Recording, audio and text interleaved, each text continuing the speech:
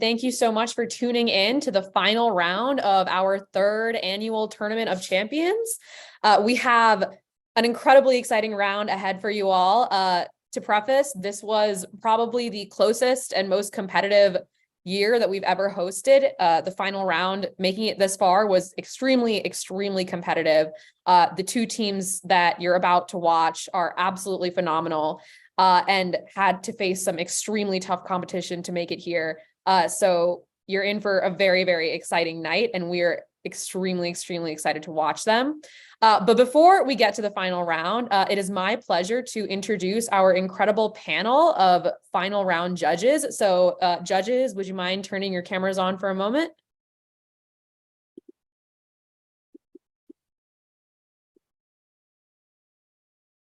All right, so it is my pleasure to introduce all of our incredible, excellent final round panelists.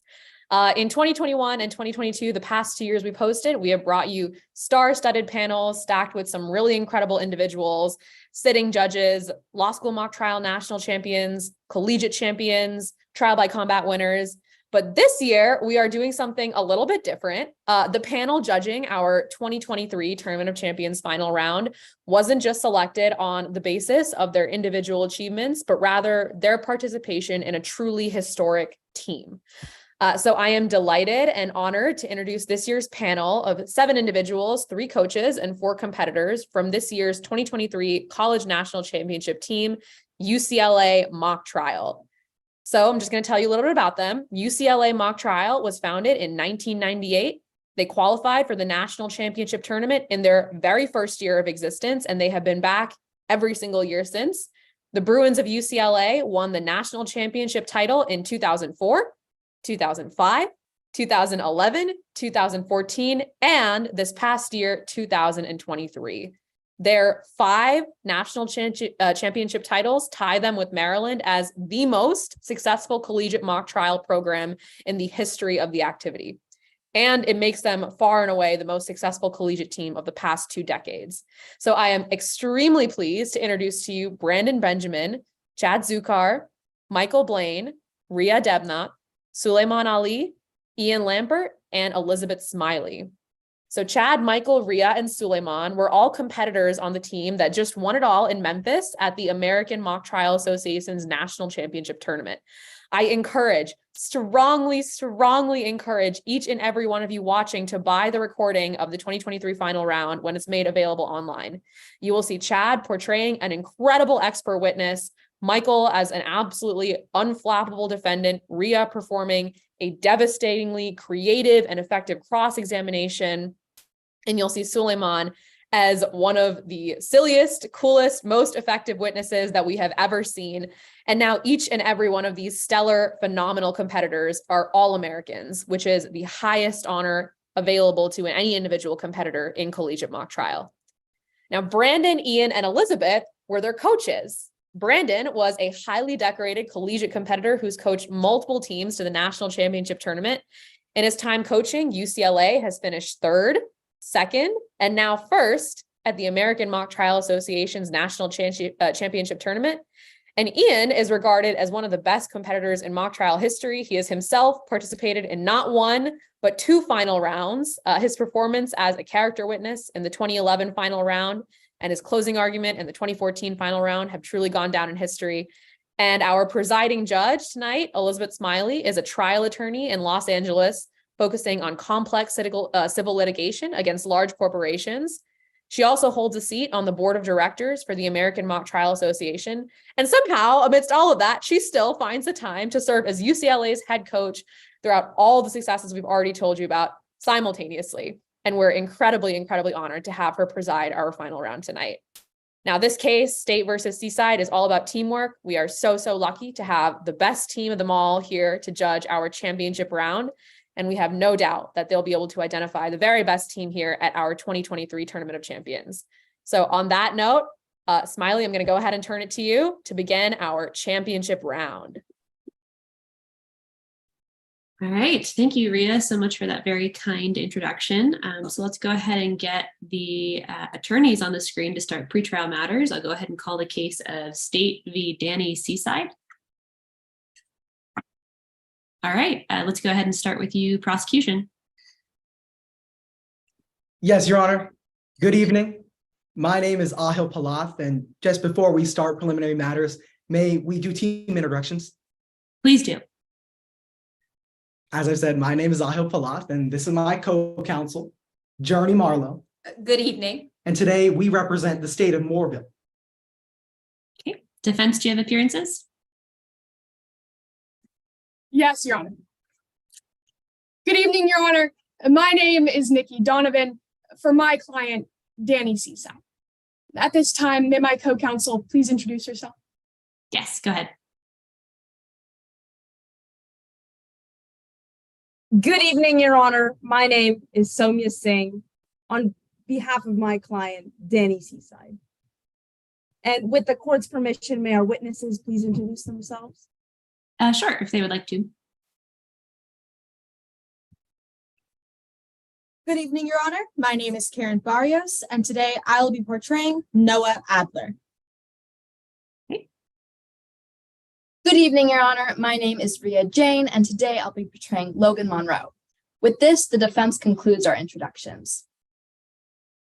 All right, prosecution, do you have anything else? Yes, Your Honor. Just a couple of preliminary matters. We'd just like to ask you take judicial notice of stipulation of facts. Okay, which one is that? A specific stipulation or just all of them? We do have a stipulation. Okay. 1 moment.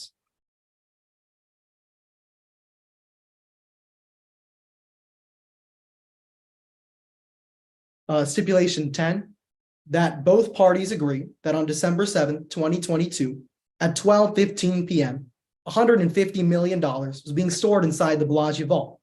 No individuals were identified as entering or exiting the vault between 12:16 and 9:30 p.m. At 9:42 p.m. the same day, all $150 million was identified as missing from the vault. Okay, any problems with that stipulation, defense? No objections, Your Honor. Okay, anything else from the prosecution? When screen sharing exhibits, would you like us to ask you for permission to screen share or simply let the record reflect? Just let the record reflect. You don't even have to say, let the record reflect, just say, I'm sharing, and then whatever you're sharing. Yes, Your Honor. We'd also like to ask about your preferences when objecting. Would you like us to object and immediately state the basis, or would you like us to just object and wait for you to ask us what our basis is? Please state the basis, but don't do a speaking objection where you explain the underlying, thought process for your objection. Just the objection and then whatever the basis is, hearsay, whatever, etc. Yes, Your Honor. We'd also like to invoke Rules 603 and 615 that all witnesses are pre-sworn, and 615 that all witnesses are sequestered in today's trial. Any problems with that, defense? No objections, Your Honor. All right, those will be invoked. With that, the government has no further preliminary matters. Okay, anything from the defense? Yes, Your Honor. Firstly, the defense would like to request Your Honor to waive the reading of the stipulations for the purposes of today's trial. I'm happy to do that. Secondly, Your Honor, we'd like to recognize that pursuant to stipulation 14, exhibits 1 through 6 are pre-admitted. Okay, any problems with that, plaintiff or prosecution? No, Your Honor, no problems with the government. Okay, anything else? Yes, Your Honor. Lastly, we'd like to recognize that exhibits 1 through 20 are pre-labeled. Okay. And that concludes the defense's preliminary matters, Your Honor. All right, let's go ahead and move to opening statements then.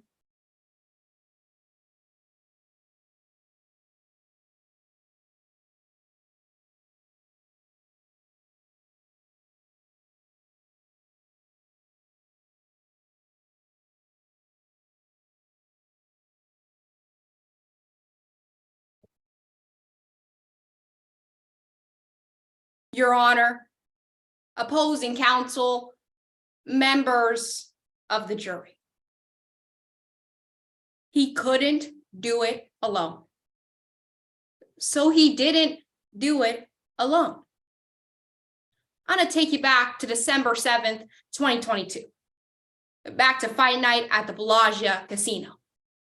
A long-awaited boxing match has completely packed the casino's floor. 150 million sits in the casino's vault, a necessary precaution for the expected income of the day's events.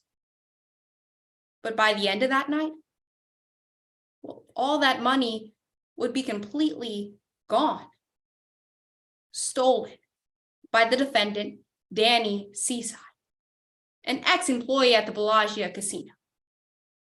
But today, you'll hear that even though Danny Seaside did steal all of that money, he didn't steal it alone. In fact, he had a group of 10 people to help him. No, that robbery is why we're in court today. As the prosecution, we bear the burden of proof. That means we must prove to you beyond a reasonable doubt that the defendant committed this crime and that he did not commit it alone. And today we'll meet our burden by asking you to focus on these 2 points during today's trial. Number one, he couldn't do it alone. And number two, he didn't do it alone. I'm going to walk you through both of those, starting with the first. He couldn't do it alone. Now, today you'll hear from Terry Benedict, the owner and manager of the Bellagio Casino. You'll hear about the casino's extensive security system, a system that was too complex for just one man to crack. You'll hear from one of the defense's own experts, Dr. Logan Monroe, that there's no possibility this robbery could have been done alone, that it would have required a team of 9 to 14 people. And today we'll show you the team the defendant created to commit this crime. You'll see the USB drive found at his home, containing the details of his plan, as well as every single person a part of it. And you'll hear that on that night, it only took 10 minutes for $150 million to disappear from the Bellagio's vault. And that could simply not have been done alone. And that brings us to our second point. Well, the defendant didn't do it alone. Now, today, we'll show you how the defendant and his team committed this crime. You'll hear about from our expert, Detective Jamie Allen, about the investigation of the crime scene only minutes after the robbery was reported. And he'll tell you about the interview he ran with conspirator Carrie Rainland and head security detail at the Bellagio, Noah Adler. And you'll hear that both those interviews pointed to only one person, the defendant, a defendant who attempted to run from police when they arrived with a warrant for his arrest. Members of the jury, this crime couldn't have been done alone. And today we'll show you that the defendant did not commit this crime alone. That's why at the end of today's trial, my co-counsel, Mr. Paloff, will come up here and ask you to find the defendant guilty. Thank you. All right, thank you very much. Can we have the opening from the defense whenever you're ready? Members of the jury, you just heard from the prosecution that the defendant couldn't do it alone.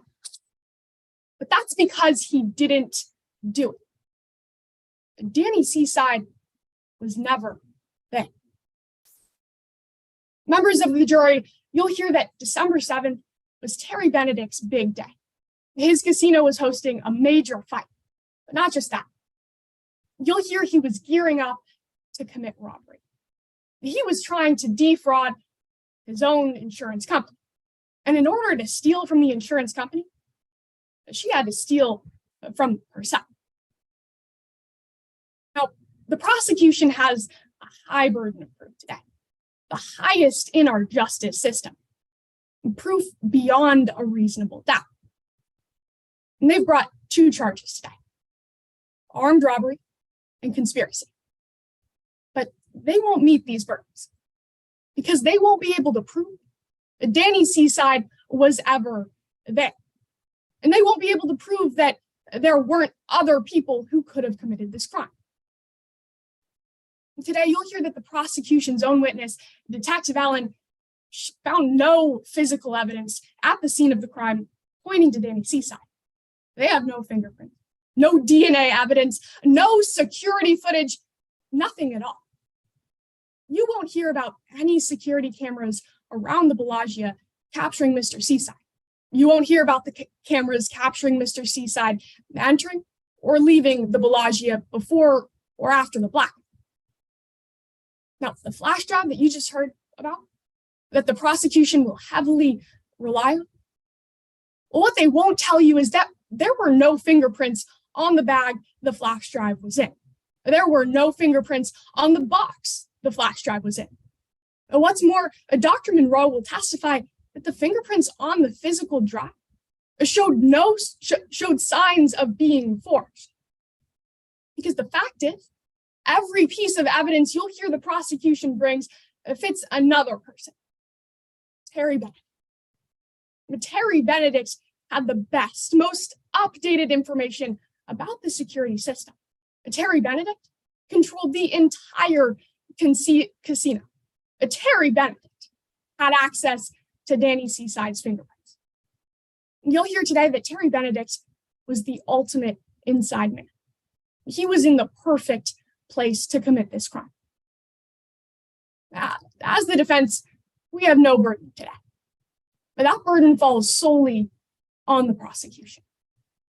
They have to prove beyond any reasonable doubt that all the evidence in today's trial points reasonably to Danny Seaside alone. They'll fail to do that because the evidence today leaves too many unanswered questions, too much reasonable doubt.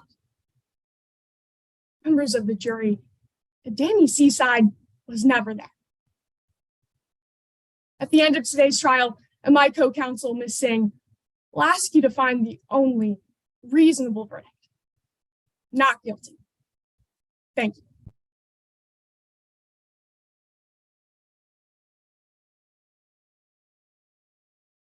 All right, let's just give our judges a moment to score, but if the prosecution team wants to get ready for their first witness to be on the screen, go ahead and get set.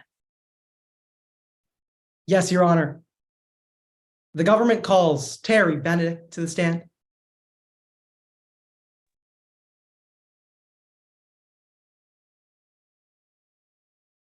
All right, Terry Benedict, you have been sworn. Go ahead and begin when you are ready, counsel. Good evening. Good evening. Could you please introduce yourself to the members of the jury? Sure. My name's Terry Benedict. What do you do for a living, Miss Benedict?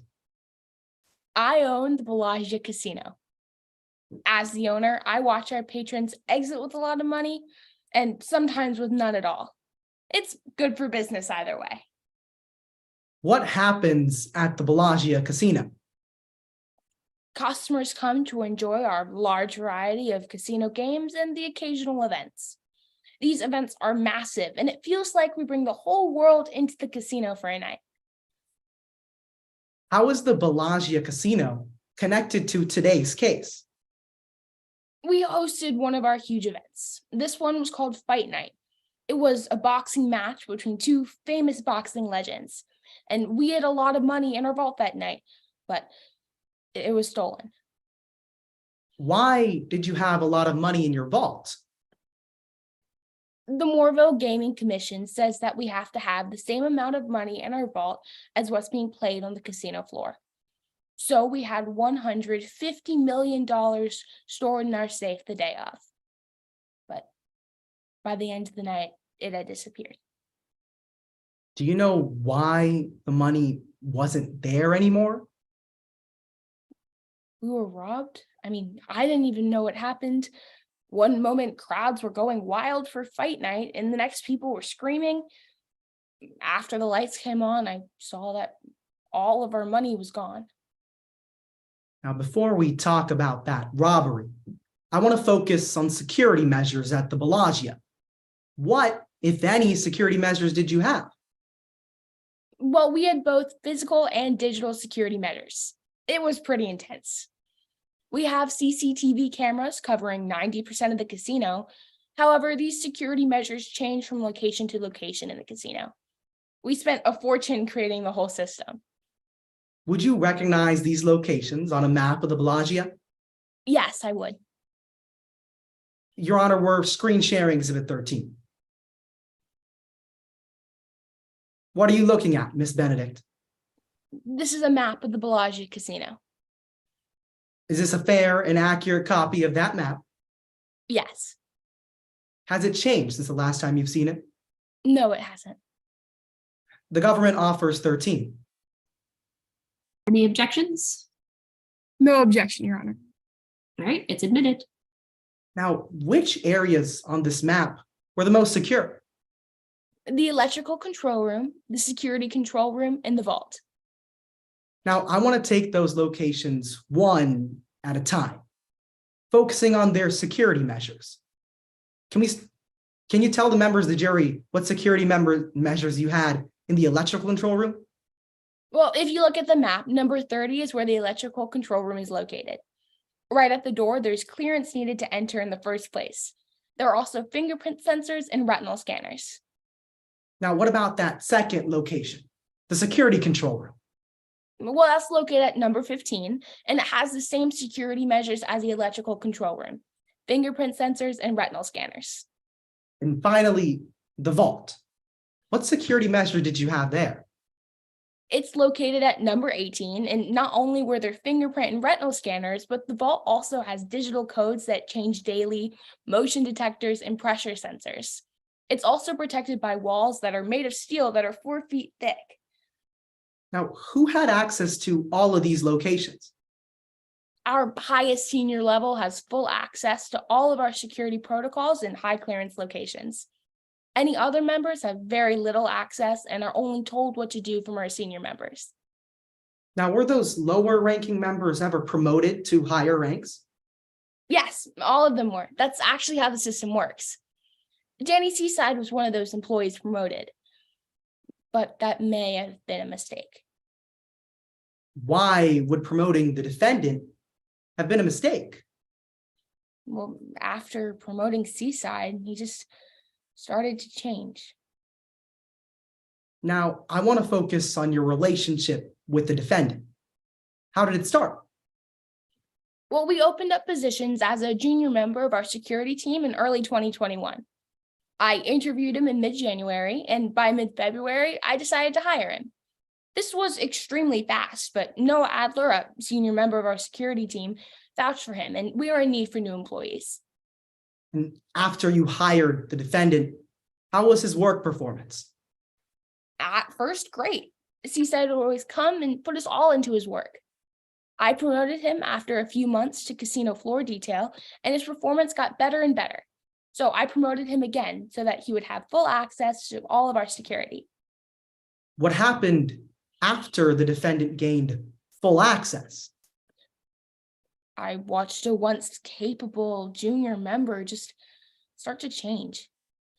You know, it wasn't just the informal complaints that rolled in about how he acted around the casino, but there were also formal complaints about what he was doing inside the casino. I want to talk about those formal complaints. Do you know why you received them?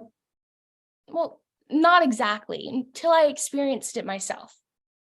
It seemed like everyone was just antagonizing this guy, but I don't think that was the case. In late September, we were hosting an event.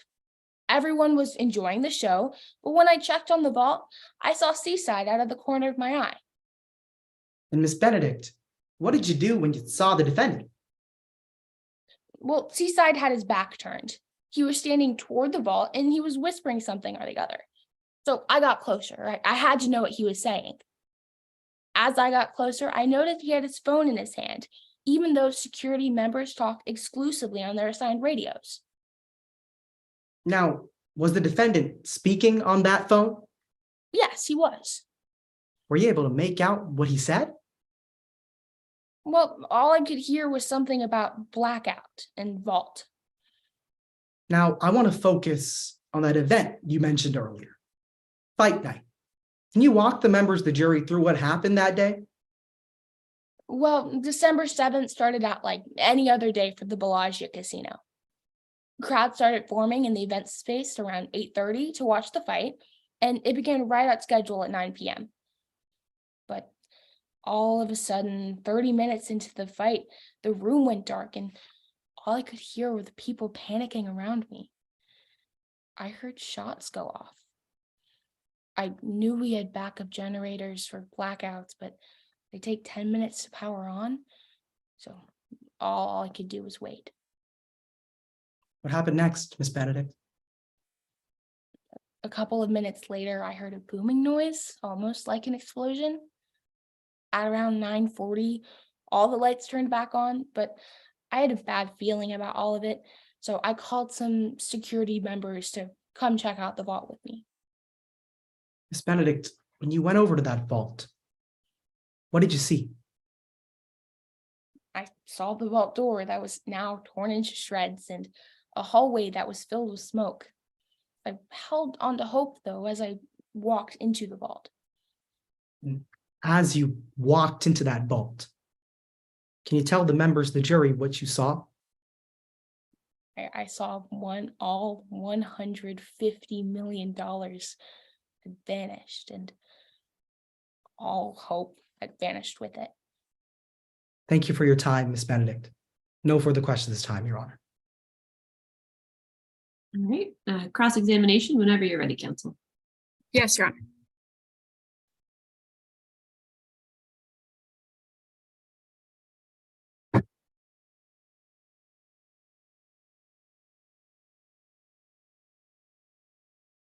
May I proceed, Your Honor?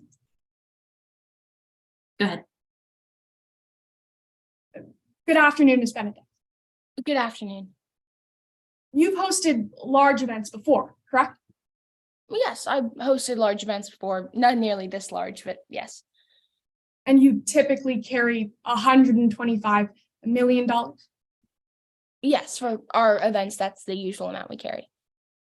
Yet you took out a new insurance policy before this event, right? Yes, the insurance policy was because this is the largest event we've ever hosted.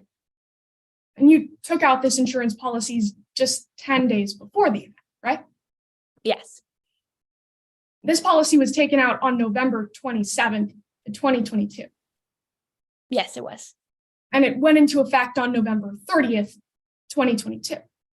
Yes. That was just a week before the event, right? Yes, it was. And this policy has a limit of up to $150 million, right? Yes, that's the amount of money we were holding in our vault on fight night. Yet you had never gotten this policy for any of your previous events, have you? No, we haven't gotten this exact same policy before. And the insurance company is currently investigating the robbery in today's case, correct? Right. They're making sure that the claim wasn't fraudulent in any way, and that makes sense. Right. And they'll take the outcome of today's case into account in their investigation. Isn't that right? Yes, amongst other things. Today's case that you're testifying, right? Yes, I am testifying. Now, I'd like to talk about the night of December 7th, 2022. For the event, you had your full security measures in place, correct? Yes, of course. So you had rovers. Yes, I did. Rovers who checked to ensure people who posed as employees had IDs, correct? Yes, the rovers were in charge of making sure that everyone who worked for the casino had their ID badge visible. So, yes. Right, and you had people specifically assigned to catch anyone posing as an employee, correct? I don't know that that was their main concern. It's just that anyone who works at the casino should have their badge visible.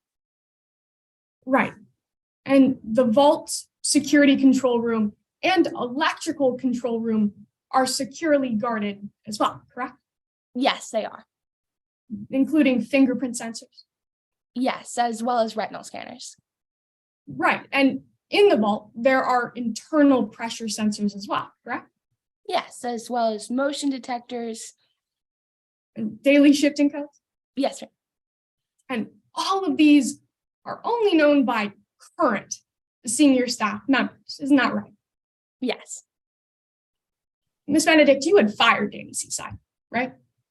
Yes, I fired him a couple months before the robbery because he was violating some of our casino protocols.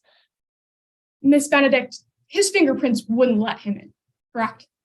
No, they wouldn't. His retinal scan would not let him in. No, He wouldn't know the daily shifting codes. no, he wouldn't. He wouldn't be able to circumvent any of the security features, would he? No, he wouldn't. And you have a generator, correct? Yes, we do. It takes about 7 to 10 minutes to power on. And you have panic alarms, correct? Yes, we do. In the case of a potential robbery. Yes, ma'am. Yet those panic alarms were never activated, were they?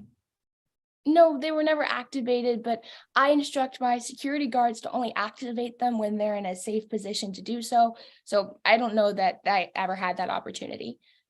Ms. Benedict, those panic alarms were never activated, yes or no? No, they weren't. And you have blind spots as well.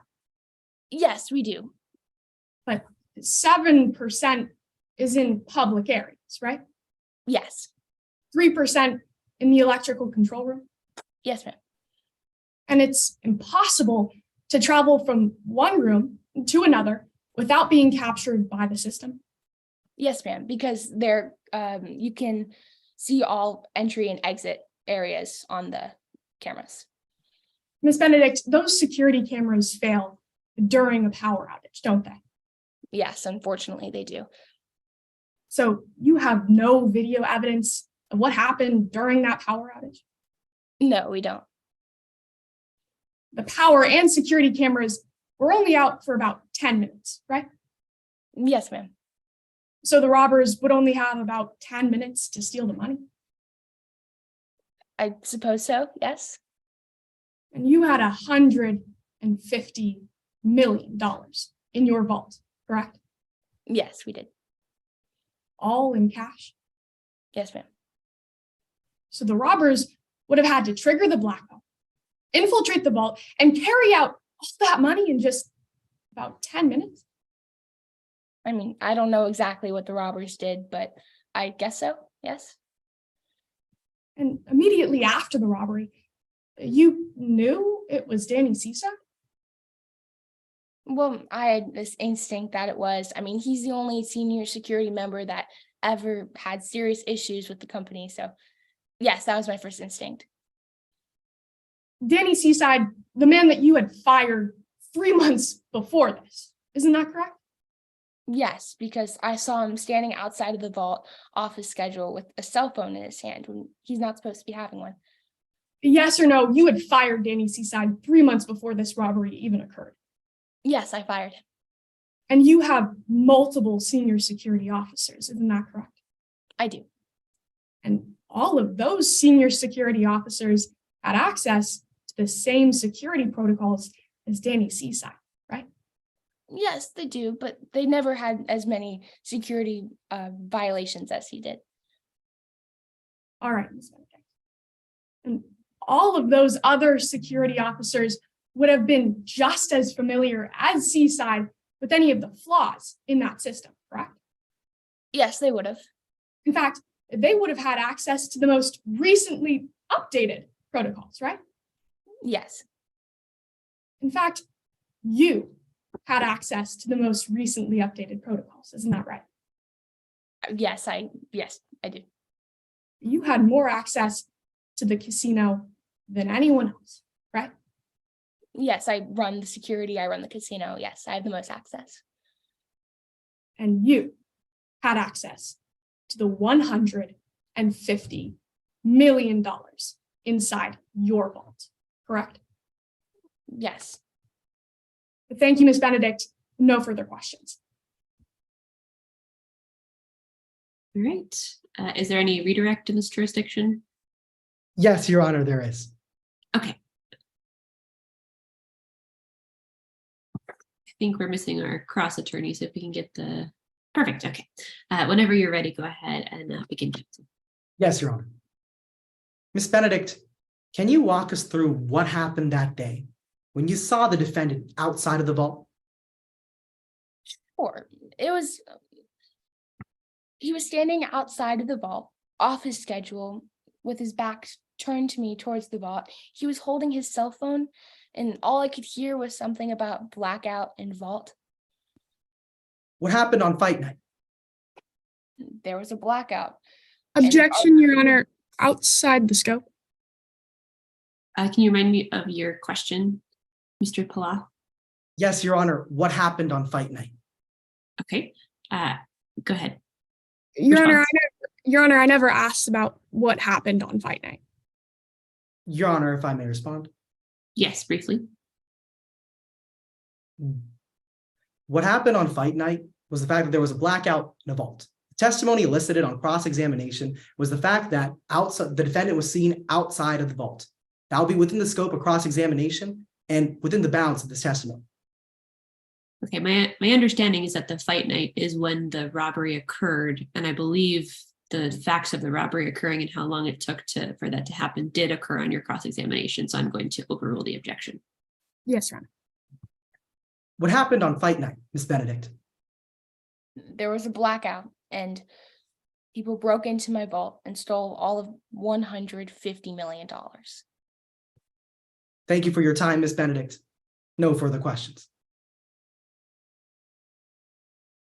All right, let's go ahead and call the second witness for the prosecution.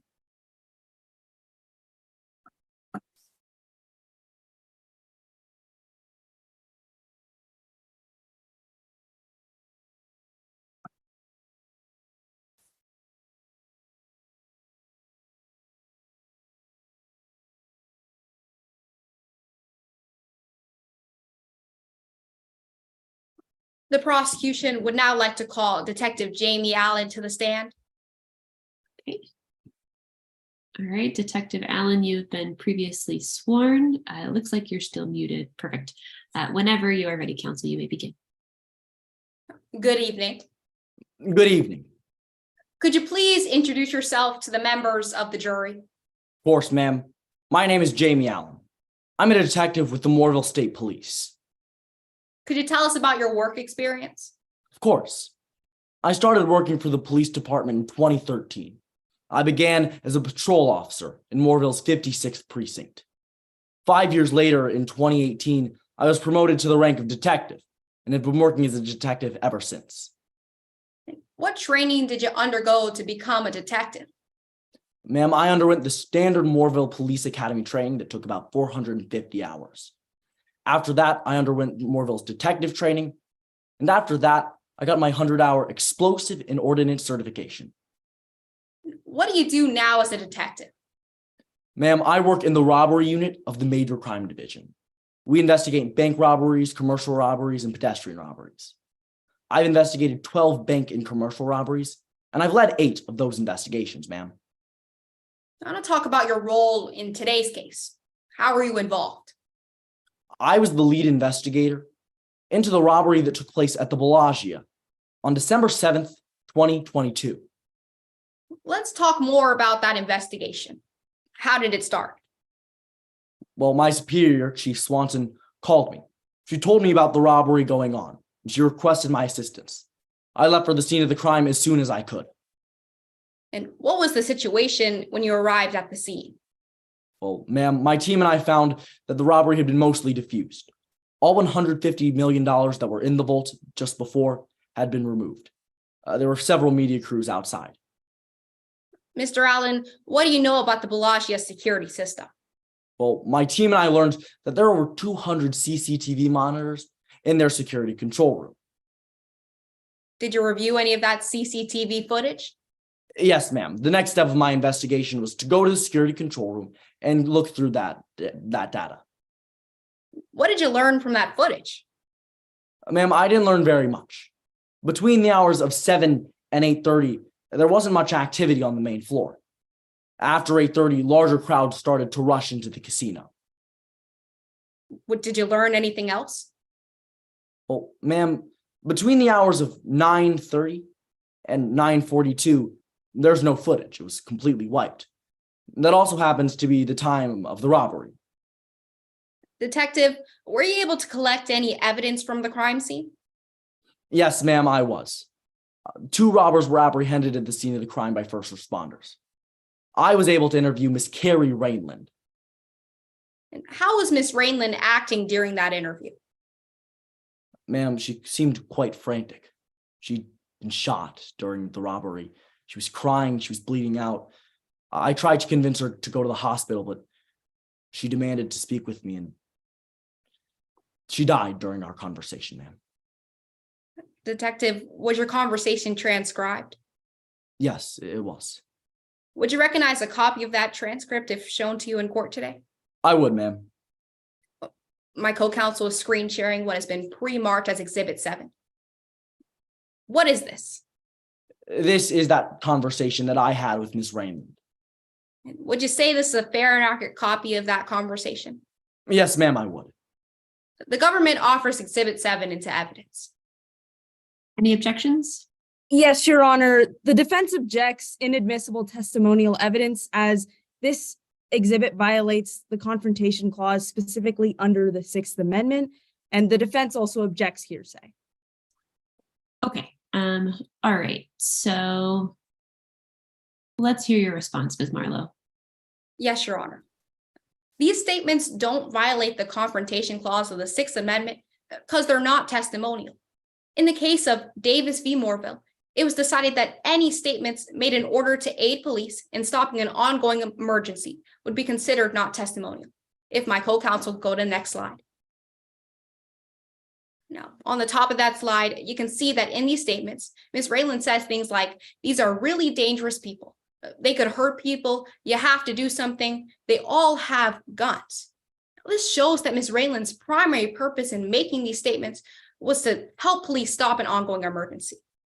Your Honor, we're also willing to redact any statements not specifically used to help police stop that ongoing emergency, barring two specific things.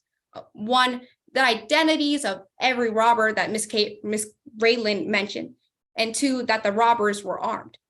Both these things are being used to help police stop what Ms. Rainland perceived as an ongoing emergency. Okay. Your Honor, may I respond? You may. Your Honor, if my co-counsel may briefly screen share with you a portion of Exhibit 7. Yes, I believe that means that prosecution, you'll have to stop. Yes, okay.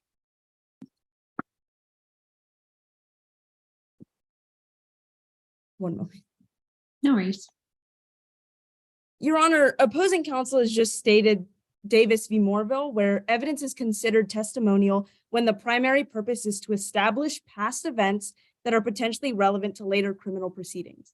Your Honor, while the entirety of this exhibit is not testimonial, portions of this exhibit are testimonial. One moment, Your Honor, we're having some technical difficulty with the screen sharing. That's fine. So just to be clear, you do agree that there are portions that are testimonial? Yes, Your Honor. There are portions that are testimonial, although the exhibit as a whole cannot be admitted as portions of it are testimonial. Your Honor,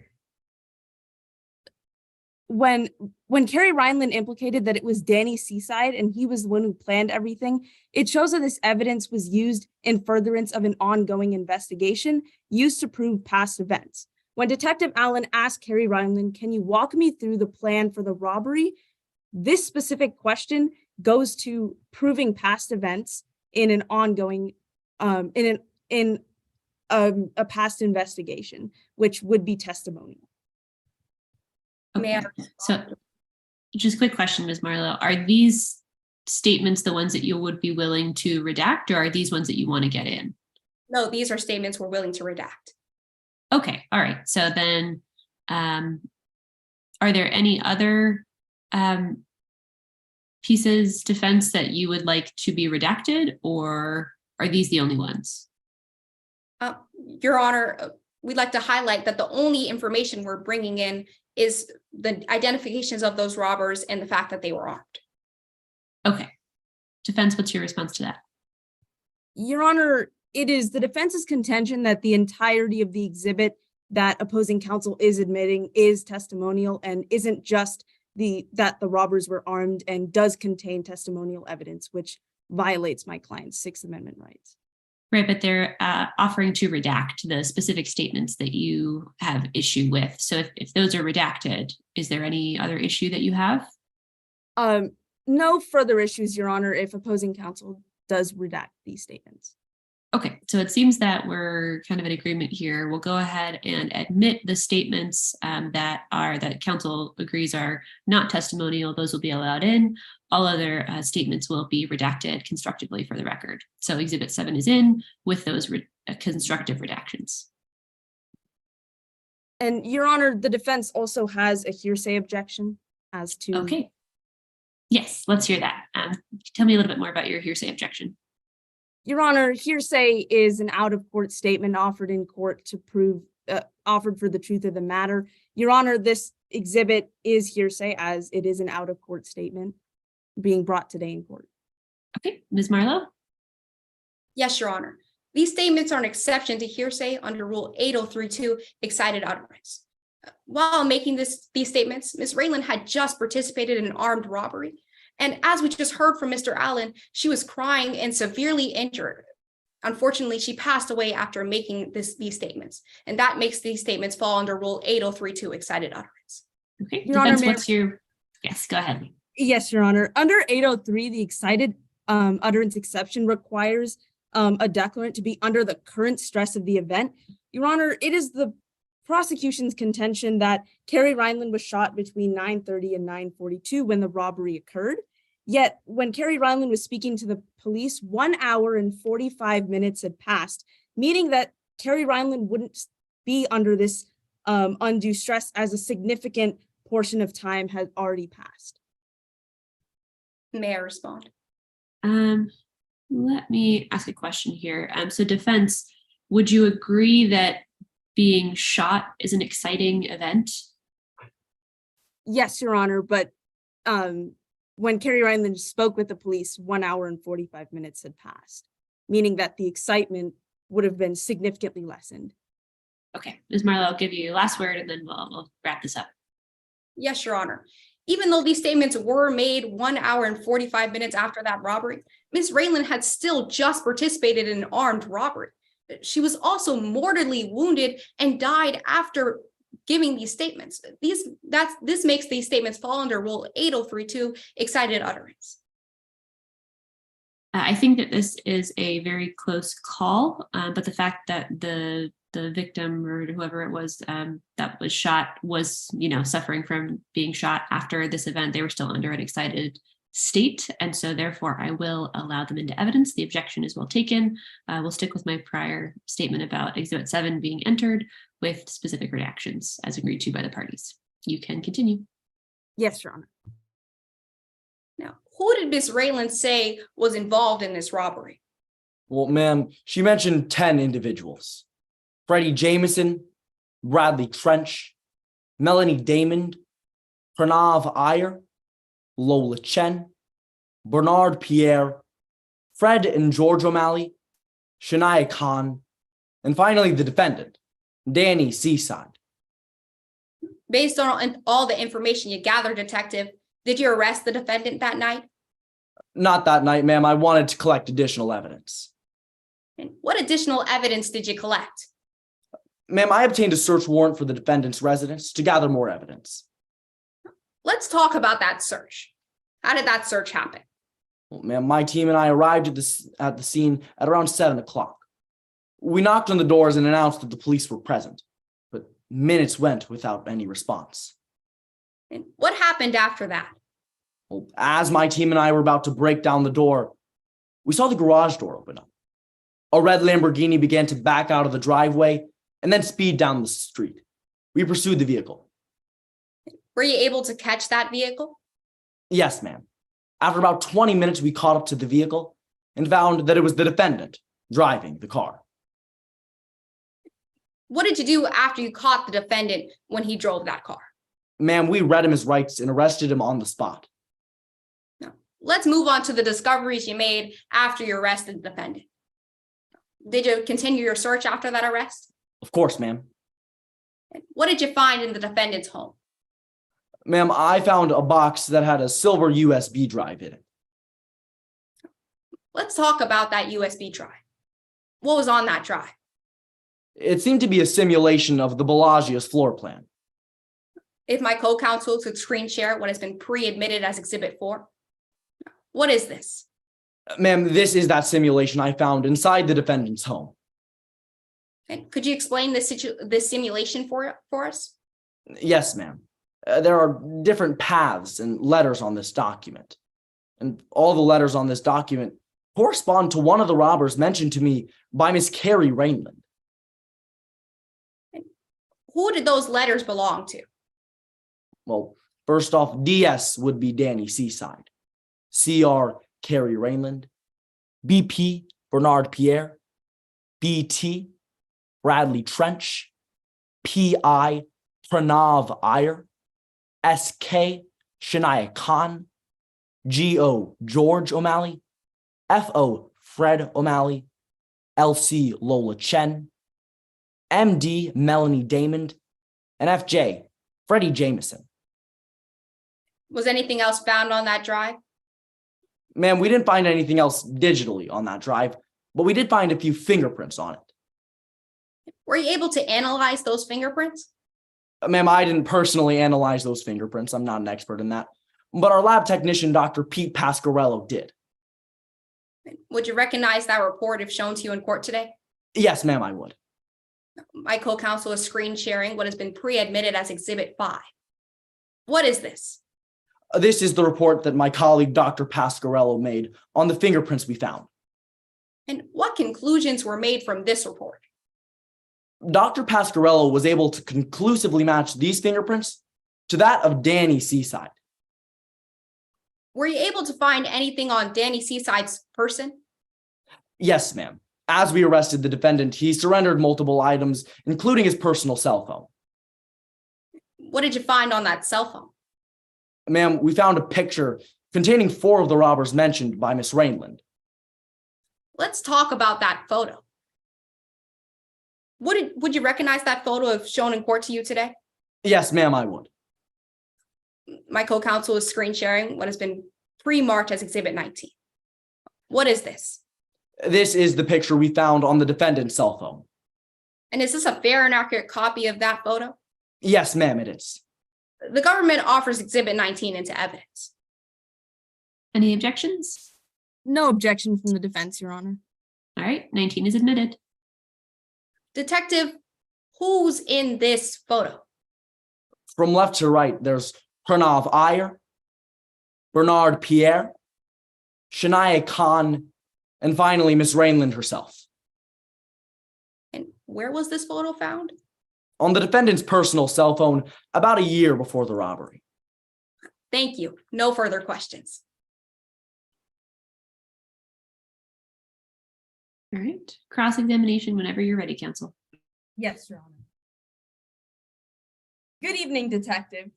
Good evening, ma'am. I want to first talk about the high-profile case that you were asked to respond.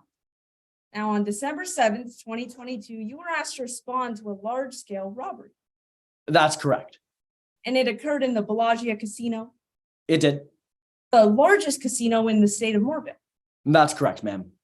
Now, upon your arrival at the scene, you saw several media crews, I did. close to 100 civilians. Yes, that sounds about right to my recollection. You even saw a few celebrities.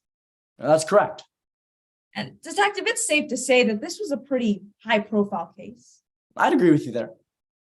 It's safe to say a lot of people were paying attention to this case. That's correct, ma'am. And Detective, you were responsible for finding out who did it. That's correct. I want to talk about the security footage that you were asked to review in the Bellagio the night of December 7th. Now, on direct, you mentioned that there are 200 security monitors in the Bellagio I did. near the entrances. Could you repeat your question? Sorry. Near the entrances, Yes, ma'am. That's correct. near the exits, And that's correct.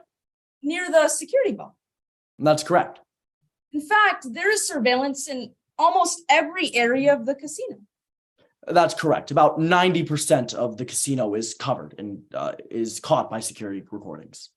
Yet none of the security footage captured Mr. Seaside in the Bellagio before the robbery occurred. That's correct, ma'am. Not him or any of the other robbers. And it's true that none of the security footage captured Mr. Seaside during the robbery. That's correct. Not him, nor any of the other robbers. In fact, none of the guests you spoke with after the robbery mentioned seeing Mr. Seaside. No one mentioned seeing Mr. Seaside or any of the other robbers, ma'am. You're correct. None of the security, Nope, that's correct. none of the employees. None of them. And detective, as far as you know, there are no witnesses that will testify today that they saw Mr. Seaside inside the Bellagio. No, ma'am. The only person that I know who could say that they saw Mr. Seaside that night was Carrie Raymond. Now, detective, I want to talk about other potential suspects in your investigation. Now, Terry Benedict is the owner of the Bellagio, That's correct, ma'am. and that means he had access to the vault. That's correct. In fact, to your knowledge, he had access to the entire casino. That's correct. Yet you never mentioned investigating Terry Benedict, did you? There were several omissions to my report. I investigated many leads. I collected many documents. I just didn't find it likely that Mr. Benedict committed this crime. So that's a yes to my question. You never mentioned investigating Terry Benedict. Not in my report, but there were several relevant things. There are several things that I left out of that report. Okay, detective. So you're saying you left things out of your report? That's correct. Any irrelevant measures, things that my team would naturally do. We looked into insurance policies that Miss Benedict took out, however. Thank you, detective. Now, I want to talk more about your search of Mr. Seaside's home. When first responders arrived at the Bellagio, they apprehended 2 robbers. That's correct. Freddie Jameson and Carrie Raymond. Now, you searched Freddie James, true? That's correct, ma'am. You found night vision goggles, That's correct. I found the same on Miss Raymond.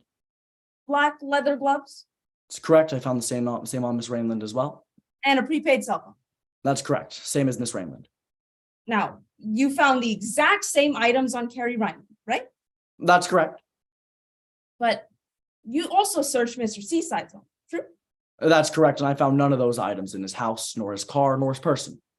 Right. You didn't find a prepaid cell phone. That's correct. I found none of those items. You didn't find night vision goggles. It's correct. I didn't find those items.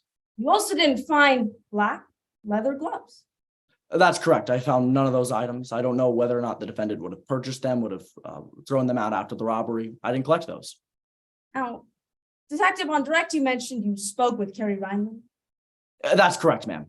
and she told you that the detective had allegedly armed all of the accomplices with guns, true? That's correct. You didn't mention in your statement finding any guns on Carrie Raymond. No, I didn't. You also didn't mention finding any guns on Freddie Jameson, did you? No. The only time I mentioned any gunshot wounds specifically were that of Noah Adler and Carrie Raymond. In fact, detective, in your investigation of Mr. Seaside's home, you only found one thing of interest. That's right, ma'am. A silver USB containing a simulation of the Bellagio's floor plan. I want to talk more about that silver thumb drive. Now, you found Mr. Seaside's prints on this thumb drive, right? That's correct. 3. And it was in a plastic bag, That's correct. and the plastic bag was inside a box. That's correct. So someone would need to put the thumb drive inside the plastic bag, true?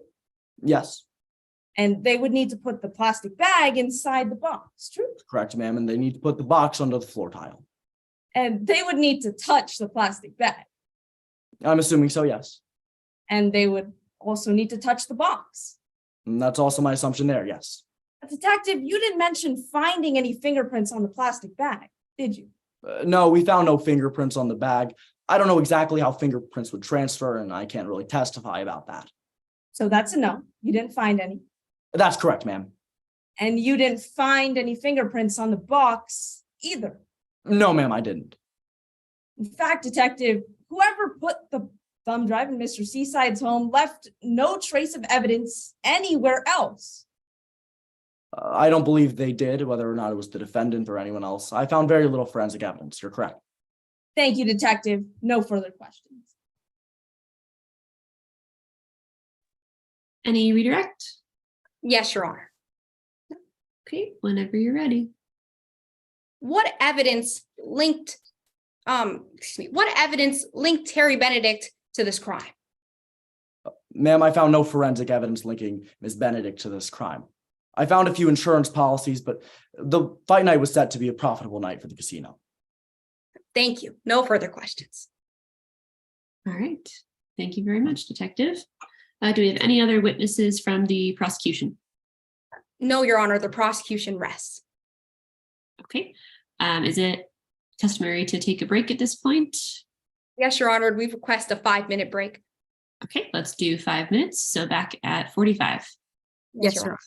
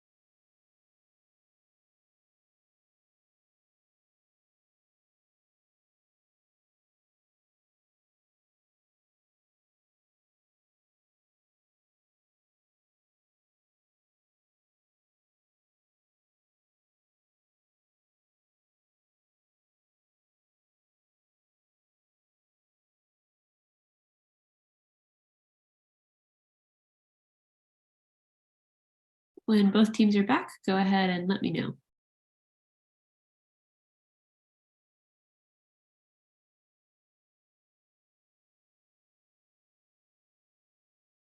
Yes, Your Honor, the defense is ready to proceed.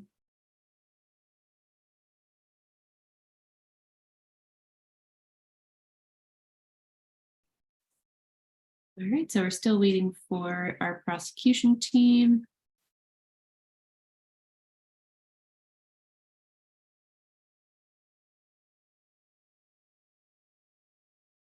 And then I'm going to assume that all of our judges are back. If any judges know that any judges are currently missing, please let me know. Otherwise, we will go ahead and get started. So defense, what witnesses do you have for this trial? Your Honor, the defense calls Noah Adler to the stand. Okay. You can begin whenever you're ready. Good evening. Please introduce yourself. Hello, my name is Noah Adler. I was the head of security at the Bellagio. Why are you no longer the head of security? I resigned after the robbery that occurred on December 7th, 2022. I couldn't show my face after that. Are you able to testify about the robbery in today's trial? Yes, I think I can. I might have some troubles at some point, but I'll try to keep it together. Oh. Miss Adler, I want to talk more about your career. Have you always wanted to become a security guard? Well, no, actually, I love math. It's my true passion, but I got bullied a lot for it. Nothing really gets me going like multivariable calculus. You mentioned that you were bullied. How did this impact you? Honestly, it really affected me. Once I graduated, I didn't know what to do, and I started getting pressure from my parents to get a real job. I was actually really losing hope until I saw an ad for a security position at the Bellagio Hotel. Did you apply? Yes, and after a lot of intense background checks, references, and interviews, I got hired. And what was your position? I started in an entry-level position as a junior security guard, but then I became the head of security. Now, while working at the Bellagio, did you get familiar with anyone?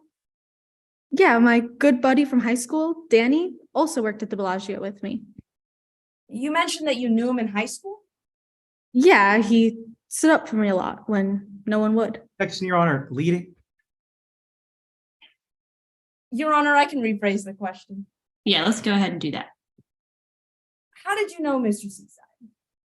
He was one of my classmates in high school. He stood up for me a lot when no one would. What did he do for you? He taught me a lot of techniques for whenever I would have panic attacks. You mentioned that Mr. Seaside worked at the Bellagio. What was his position? Danny worked as a senior security team member, and he was extremely impressive. How come? Well, he was really dedicated to the job. He actually was able to catch more suspicious people in his first few months than even I had. As head of security, did you hire him? Well, no, the owner of the Bellagio, Miss Benedict, hired him, but I did put a recommendation for him later on. What was your recommendation? I recommended that Danny be promoted to the security team, as I believed he would be a better fit for the position. Did Mr. Seaside receive this position? Yes, he joined the team on February 15th. And how did he adjust to this position change? Well, it was nothing bad, but he did hit a very steep learning curve. What do you mean? Well, he just seemed to have no sense of direction whatsoever. I would send him one place and he would wind up somewhere completely different.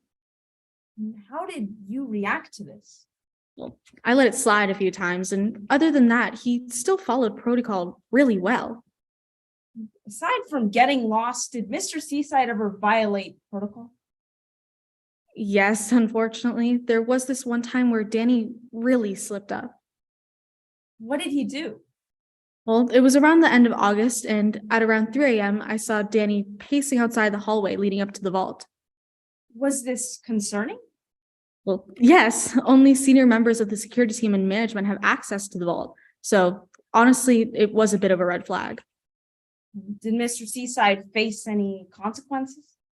Well, I filed a report with Miss Benedict, and later on I was told they had fired him. And how did you react to Mr. Seaside losing his job? I was shocked. I didn't believe that his career at the Bellagio should have ended based on one complaint, especially since he had done such an amazing job in the past. But it was out of my hands. Danny was gone.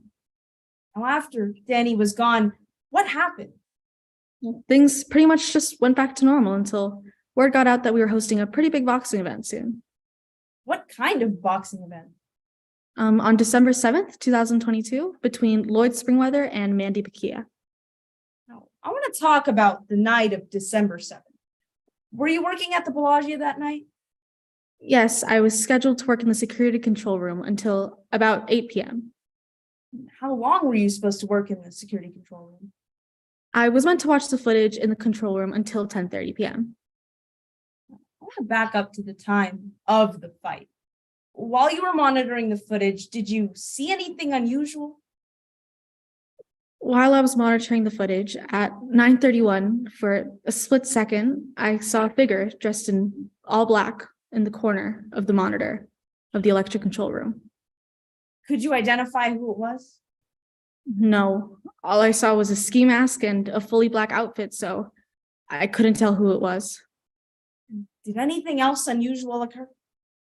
About a minute later at 9:32 p.m., all the cameras and CCTV suddenly shut down. I think there was a power outage. Could you see what was happening? No, I couldn't see anything, and then suddenly I heard a loud thud. From what? I think the door fell and a bunch of people came rushing in. And were you able to identify any of them? No, I couldn't really see any of them, but I think I heard a woman's voice. What did you do? Well, we have protocols for robbery, so I tried to reach for my gun and my holster as quietly as possible, but that was a bad idea. Why was this a bad idea, Miss Adler? I guess someone saw me because a man shouted that I was going for my weapon. At the time, I thought it might have been Danny. What happened next? There was this searing pain in my arm, then nothing. I later came to know I had been shot in my arm. Do you recall what happened after you got shot, Miss Adler? Well, the first thing I remember is Detective Allen coming to see me at the hospital. What happened when Detective Allen came to see you? He asked me a lot of questions about the robbery, and honestly, I felt kind of pressured. What do you mean you felt pressured? Well, I wasn't sure if I had actually heard Danny's voice when I had been shot that night, but I felt like the detective kept pushing, so I said I thought I heard Danny's voice at the Bellagio that night. Did the detective ask you anything else? After he asked, "Do you mean Danny Seaside?" And I said yes, but he didn't ask me anything else and just left the room. Something felt off to me. Why did something feel off to you? I'm still not sure if I had even heard Danny's voice that night. All I can say is I think I heard a deep man's voice. Why are you not sure? I was afraid for my life and everything happened in such a blur. And honestly, it just didn't make sense for it to be Danny. Why didn't it make sense? I mean, he hadn't been to the Bellagio in months. I don't understand how he would have gotten access. Did you speak to the detective again about your doubts? I tried calling the police multiple times to tell them I was unsure it was Danny, but I felt like no one would listen to me. Thank you, Miss Adler. No further questions.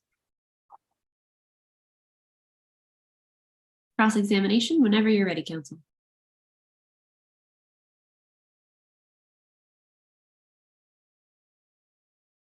Yes, Your Honor. Good evening. Good evening. I want to talk about your relationship with the defendant.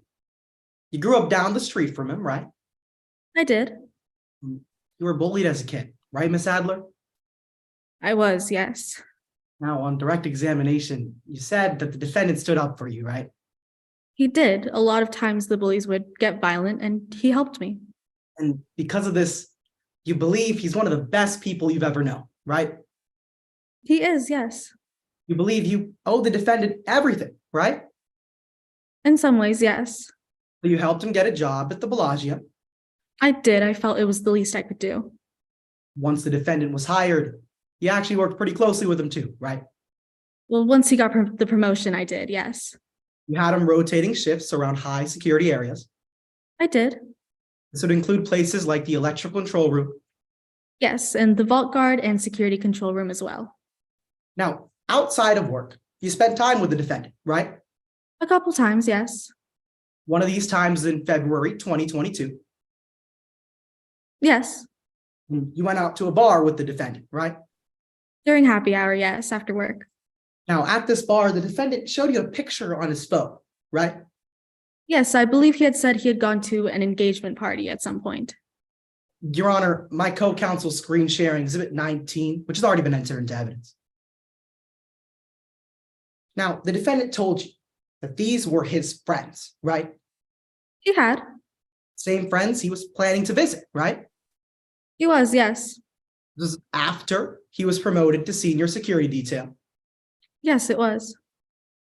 Miss Adler, the defendant begged to see these friends, didn't he? He begged for days off, yes. And he begged for those days off to go and see his friends, right? Yeah, it's understandable. If I had more friends, I would understand the sentiment. Now, I want to talk about those rotations. In July of 2022, the defendant had difficulty getting to his shifts on time, right? He did, yes. It was almost constantly 5 minutes. Right. That's because he didn't know his way around the casino. True. He claimed he got lost, right? He did, yes. One of these times he got lost was outside of the vault. True. This is at 3 a.m. Yes. in August of 2022. August 29th, yes. August 29th of 2022, right? Yes. Now, the defendant wasn't scheduled for the night shift that day. He was not. To your knowledge, the defendant wasn't told to check the vault that night, right? To my knowledge, no, I'm not really sure. Now, you submitted a incident report for this, right? I did. It was a red flag. And you'd recognize it if I were to show it to you. I would. My co-counsel screen sharing Exhibit 14.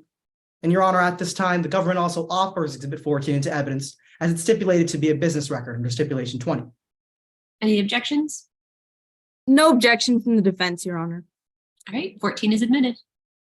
Now, after you submitted this incident report, you spoke to the defendant again, didn't you? I did, yes. Now, the defendant told you once again, he got lost, right? True. I mean, I sort of understand this job is a lot of pressure, but he did. Now, the first time the defendant told you that he got lost was in July of 2022, right? Right. And then a month later, when you submitted this incident report, was August 29th, 2022, right? Right. Now, between those 2 months, the defendant told you that he got lost, and you believed him? Well, yes, I didn't really have a lot of reason to believe otherwise. But between July of 2022 and August of 2022, you can't tell the members of the jury today how many times the defendant got lost? Well, around several, but I can't say the exact number, no. That means you let the defendant roam the casino until you couldn't let it slide anymore, right? Well, it wasn't as big of an issue until it got to the vault, so I did let it slide a few times. Right. Now I want to talk about December 7th. This was fight night, wasn't it? It was. You were stationed in the security room that night. I was. And right as a figure went into the electrical control room, the power went out, didn't it? It did, yes. At that same moment, Miss Adler, an entire group stormed into the security control room where you were stationed. They did. And right as that group entered, A woman screamed, didn't she? She did. One woman screamed, "We have guns, but we don't want to use them," right? She did yell that, yes. And after you heard this, you tried reaching for your gun, right? Well, yes, as is our protocol. Miss Adler, the next moment, you were shot, weren't you? I was, yes. Right before you were shot, you heard a voice yell, right? I did. Now, on direct examination, you said it might have been the defendants. But it's your testimony today that it was exactly like the defendants, right? At the moment, yes, I had thought it sounded exactly. Now I'm not so sure. No further questions this time, Your Honor. Any redirect? No redirect, Your Honor. May this witness be excused? Yes, she may. All right, defense, go ahead and call your next witness.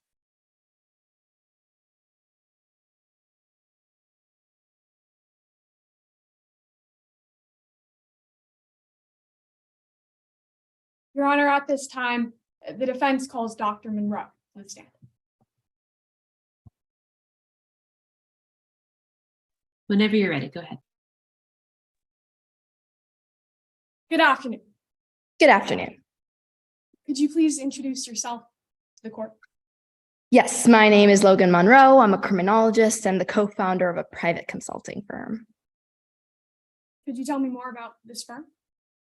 Yes, so at Criminology Solutions, we specifically hone in on forensic analysis, forensic psychology, forensic evidence, forensic engineering, basically everything that starts with the word forensic. And doctor, what are your qualifications? Well, my company have used their diverse skill set to analyze over 120 cases, testified in about 50, 35 personally done by myself. Are you involved in anything else in the forensics field? Of course, yes. On the side, I like to pass on my knowledge at the University of Morville. I teach forensic analysis and advanced robbery reconstruction. And doctor, where did you study yourself? I began in the heart of biotech. I studied chemistry and psychology at Berkeley, and then I got my Master of Science in Criminology through UPenn. And after almost a decade of mastering the art of forensic science, I got my PhD at Emory University. Now, I'd like to talk about today's case. How are you involved? I was approached by Mr. Seaside's legal representation in order to conduct an independent review of the robbery and, of course, a case as a whole. What were you specifically asked to review? The likelihood of Mr. Seaside's involvement in the incident, and after reviewing everything necessary, I also traveled to the Bellagio myself, and there I completed an inspection of the facilities and watched all the CCTV footage. Were these resources sufficient for your analysis? Yes, although an analyst is always willing to review even more, it allowed me to form my conclusions with reasonable scientific certainty. Doctor, what methods did you use? I began with the complex process I always push my students to master: investigative robbery reconstruction. And what does that process entail? Well, through recreating the sequence of events that eventually led to a crime, I can actually form a highly educated hypothesis as to how it may have been committed. Well, what was your hypothesis for this case? This robbery was extremely complex, to say the least. It would have needed months, maybe even years of extensive planning, coordination, and experience. One of this size would have needed 9 to 14 individuals. How do you believe it was carried out? I believe the robbers would have had to split into at least 3 different groups: one to disable the power in the control room, one to erase any potential CCTV footage, and of course, lastly, to smuggle out the cash reserves. Did anything stand out to you? All groups were extremely calculated, able to almost completely avoid all the CCTV footage and extensive security detail.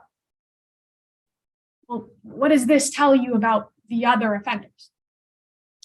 The elements of this crime just suggest that at least one of the offenders had insider knowledge of the plaza, which creates a profile that could align with various former and current employees. You mentioned you were also asked to provide an opinion on the reliability of forensic evidence in this case. What did that entail? I began with auditing Dr. Pasquiero's methods and examining for any contamination during law enforcement collection, where thankfully, at least there were no irregularities. Were there any other irregularities with Dr. Pasquiero's methods? Yes, unfortunately, there were two potentially significant missteps he made. First, he failed to use the highest quality point matching system in order to identify the fingerprints. And second, there were absolutely no tests done for forged fingerprints. Doctor, let's back up a bit. What's point matching? Right, so point matching is where we find tiny, minuscule details of the suspect's fingerprint, and then we try and match it to the collected fingerprints. It's almost like trying to find the puzzle pieces that correlate with the big picture on the box. Each similarity is called a point match. What was the issue with Dr. Pasquiero's methods? I believe he abided by the Henry system. It requires only about 8 point matches and unfortunately holds the lowest standard in the field. If it was me personally, I definitely would have gone straight to using the POR system, which requires at least 15 point matches. Well, how many matches were found on the first fingerprint? 10 points.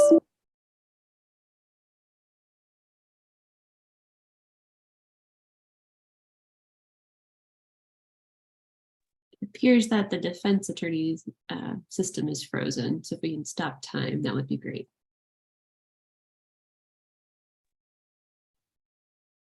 Your Honor, apologies. Our main computer just died. We'll try to plug that in and rejoin very quickly. If No worries. time could be paused for this technical difficulty. Yes, yeah, we already paused it.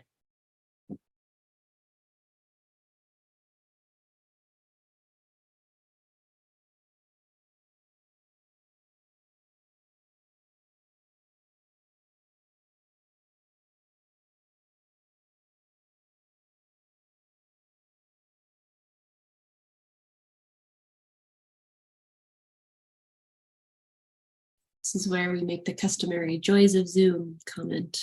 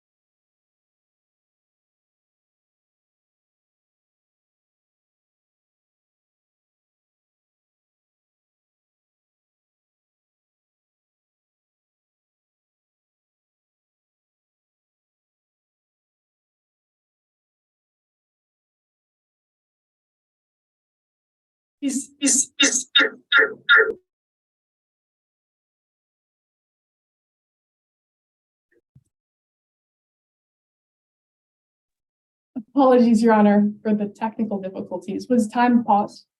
It was, yes. May I proceed? Yes, go ahead. Doctor, how many matches were found on the first fingerprint? 10 point matches. What about the second fingerprint? 11. And the third? 12. So would any of these meet the POR system? No, unfortunately, they would not. How did this affect the conclusions?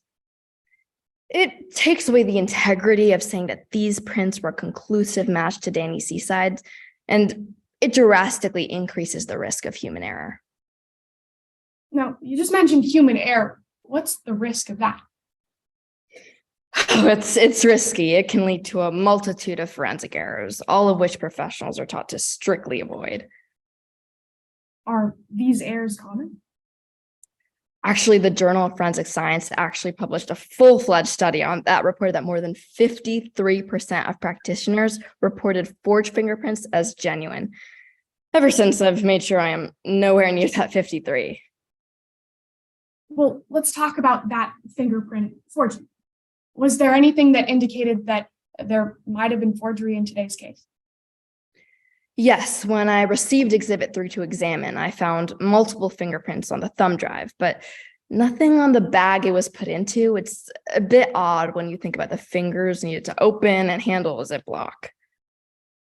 Well, how would one go about forgery? I just tell my students it's the classic forgery 4. Collecting the fingerprints, lifting the fingerprints, casting, and then transferring. What do you mean by collecting fingerprints? It's really a lot more simple than it sounds. For example, you can just use some old baby powder from the back of the cabinet and just dust it over the print. And what do you do to lift those fingerprints? Next, you need PVA, nothing fancy. I demonstrate it to my class just using some simple Elmer's glue, and then I just spread it over the dusted print. And how do you cast those fingerprints? Well, once the PVA dries, it forms a cast of the print. Think of it like a stamp. And transfer? Just like an ink pad, a mixture of salts and amino acids are then used to intentionally mimic the agents found in real fingerprints, and they could be casted onto virtually any surface while being fairly undetectable. So would forged fingerprints have been possible in today's case? It's 100% a possibility. Did you find any signs of the fingerprints had been forged? Well, let's slow down. It's a bit of a process to find out. So I conducted a C-stain test. What's a C-stain test? It's the most accurate in the field for testing for forgery. And in simple terms, the lifted fingerprints are soaked into a complex chemical solution. And if present, it'll react with the mimicking agents, PVA, salts, amino acids, and it creates a warm color. What happens if the prints are not forged? They'll just remain light, just slightly pinkish. It's only if the forgery were very poorly executed, it'll turn a deep red color.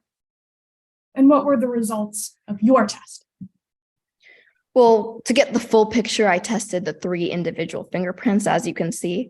The first was light and spotty, although the second came back with full pink coloration and indicating a low to medium level of mimicking agents. Yep. How about the third? Fingerprint 3 came back with a much deeper, ripe pink coloration, unusual and naturally occurring prints, which indicates a solid medium concentration of mimicking agents. And in your expert opinion, could these fingerprints have been forged? Unfortunately, I don't believe in the original report there was actually any test done for the signs of forgery. Thank you, doctor. No further questions. All right, cross-examination whenever you're ready. Yes, Your Honor. Good evening, Miss Monroe. Good evening. Let's start by talking about the circumstances of your testimony today. You were hired by the defendant's legal team, right? That's correct. You're being paid for your services? Yes. For your analysis, you're receiving $26,000 from the defendant's legal team? Yes, and that's pretty standard in the field. Well, for talking in today's trial alone, you're receiving $50,000. Isn't that right? That's correct. It's not standard in the field, I'll admit, but my work isn't either. So in total, the defendant's legal team is paying you $76,000. Isn't that right? Yes, and to be quite frank, all that education does not pay itself. let's talk about the evidence you reviewed for opposing counsel in today's case. Now, you reviewed fingerprint point matching, right? That's correct. You reviewed fingerprint forgery. That's correct. I tested for it myself. Let's break those down one by one. Fingerprint point matching is how you determine the similarities in two different fingerprints. That's correct. You were provided with 3 fingerprints in today's case, right? That's correct. Yes. And all 3 of those fingerprints were found on a USB drive in the defendant's home. Yes. Unfortunately, there were none on the bag it was put into. That drive contained plans to rob the Bellagio casino. Isn't that right? That's correct. Police ran tests on those 3 fingerprints. That's correct. All those tests were done with the Henry system. Yes, unfortunately. This fingerprint testing system needs a minimum of 8 point matches to determine if a fingerprint belongs to someone. That's correct. 8 to 11. All those fingerprints had 8 or more point matches, didn't they? That's correct. 2 of them fell within the Henry system. Ms. Monroe, you personally don't agree with the Henry system. I don't know. It holds the lowest standard in the field. Ms. Monroe, is it true that the Henry system is widely accepted in the scientific community? Accepted, yes. I would think of it like a bare minimum. It's true that the Henry system has been extensively peer-reviewed? Yes, that's correct. Even though it is widely accepted, you ran tests of your own. That's correct. And isn't it true that you didn't find one other person matching those fingerprints? No, that's not my job. I evaluate whether it matches to Danny Seaside's fingerprints. Ms. Monroe, you can't tell us another person who matches those fingerprints, can you? No, once again, that's not how point matching works. You actually take the lifted fingerprints and compare them to the collected fingerprints. So is that a yes to my question? Yes, it is. The only person you know had a conclusive match to these fingerprints is the defendant. Yes, that's correct. Now, let's talk about fingerprint forgery. You tested if those 3 fingerprints had been forged. It was a strong possibility, yes. You did your test with C-stain testing. That's correct. And in all your tests, you found medium to low chances of forgery. That's correct. You found very little mimicking agents. Not necessarily. There was a medium concentration in one of the fingerprints. Ms. Monroe, you'd agree that mimicking agents can be produced naturally? It is a possibility, yes. That they can be produced by people with jobs involving manual labor. That's correct. You have no idea if the defendant participated in those jobs? No, I do not personally. Let's move on to the conclusions you came to in today's case. You'd agree that the defendant knows information about the Bellagio security system. That's correct. That he could have given information about that security system to the robbers. It is a possibility. Anyone with real information on the layout and where the vault is could have. You'd agree that the defendant had the ability to commit this crime? The ability, yes. You'd agree that this robbery needed a team of 9 to 14 people? Yes. You'd agree that this robbery couldn't have been done alone? That's correct. Ms. Monroe, this robbery wasn't done alone, was it? I don't believe so, no. Thank you. No further questions. Redirect, Your Honor. Yes, go ahead whenever you're ready. Before we start, a time check on behalf of both sides is requested by the defense. Okay, timekeepers.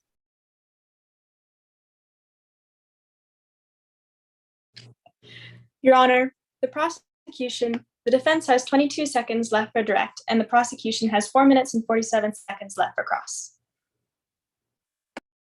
Okay, whenever you're ready. Doctor, did the possibility that these agents were naturally occurring concern you?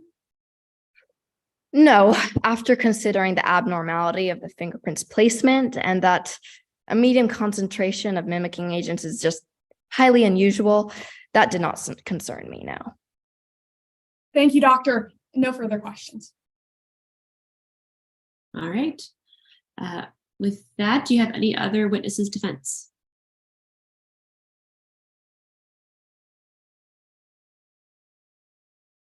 Your Honor, at this time, the defense rests its case. May this witness please be excused?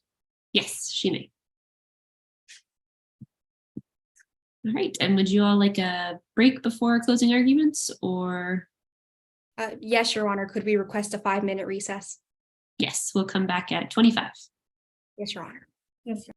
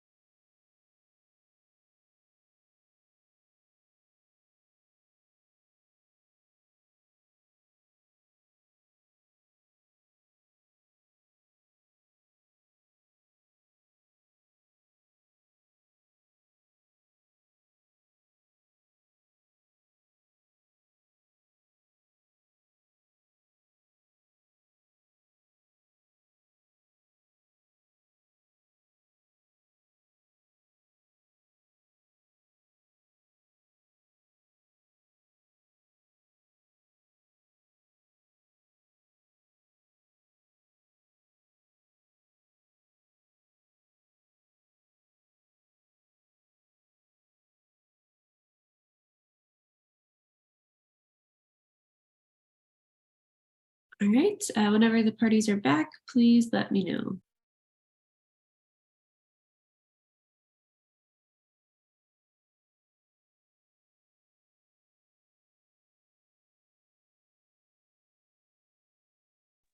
All right, I believe all of our judges are. Your Honor, the Go prosecution ahead. is present and ready to proceed. Okay, The defense as well. okay. I believe all of our judges are back. So we will go ahead and get started with the closing argument from the prosecution whenever Your you're Honor, ready. Yes. Before we proceed with closing arguments, I'd like to read a piece of Moorville law into the record.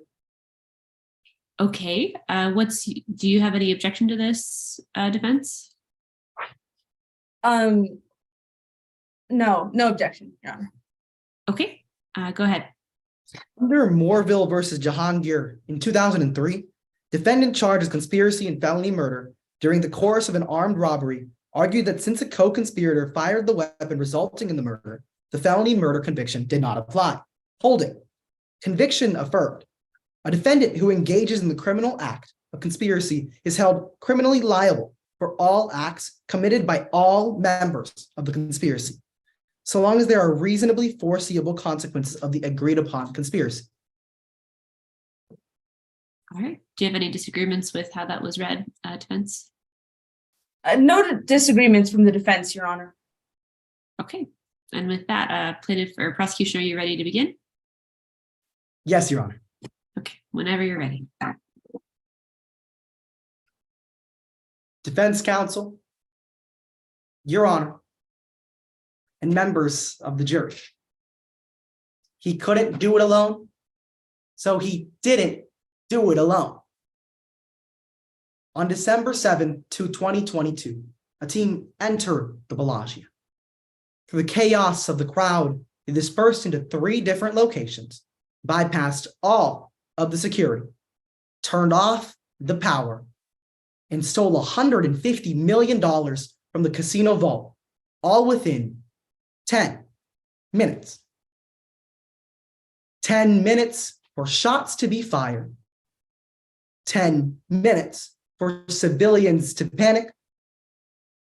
10 minutes to execute their plan.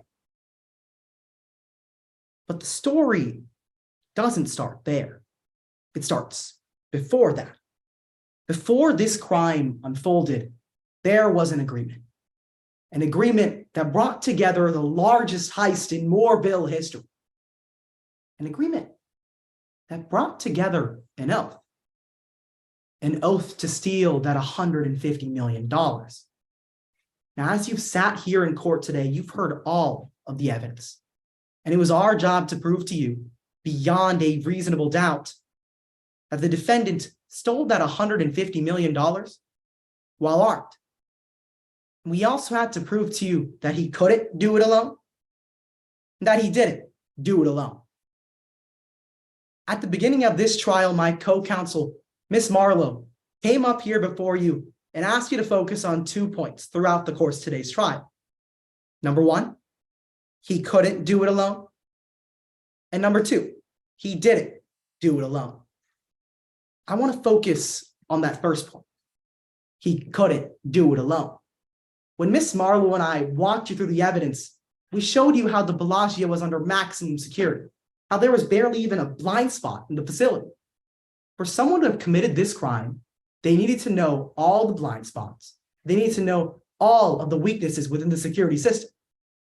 They need to know that there had to be 3 different locations with 3 groups of people.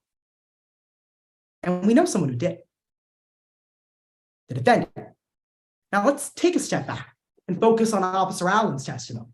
He said that he got to the defendant's residence, and right as he got there, the defendant sped off in his red sports car. If the defendant sped off right as the cops got to his house, then what was in that home? If what was in that home was so incriminating that the defendant had to bolt at the sight of the cops, then what did police find inside that home? Well, we know the police found plans, but not just any plans. A plan on a USB drive under the floorboards in his very own office. A plan that contained the defendant's fingerprints on them. A plan that contained the defendant's initials in them. A plan with the map of the Bellagio, a plan with 3 different groups of people, a plan that contained exactly what the defendant did on December 7th, 2022. Members of the jury, the defendant couldn't have been in 3 places at once. He couldn't have raced from the electrical control room, went to that security room and stolen all $150 million, all within 10 minutes. That's why Moorville law is clear in these cases, that for someone to commit a crime with a team, he's held criminally liable for all the crimes that his teammates commit. And that brings me to my second point, that in order to do all of this, he simply didn't do it alone. That he had a team, that they all worked together to steal that money. To commit this crime, they couldn't have come in unarmed. In fact, we know they came in armed. Miss Benedict told you she heard shots. Mr. Adler, the defense's own witness, didn't say that she didn't do it because she wasn't there. She said she heard a voice that sounded exactly like the defendant.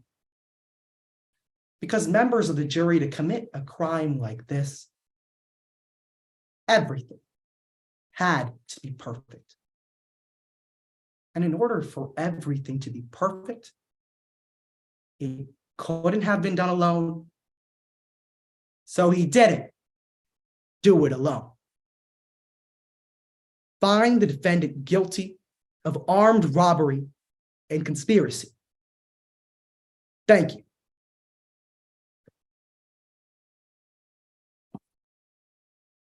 All right, defense, you may begin whenever you are ready.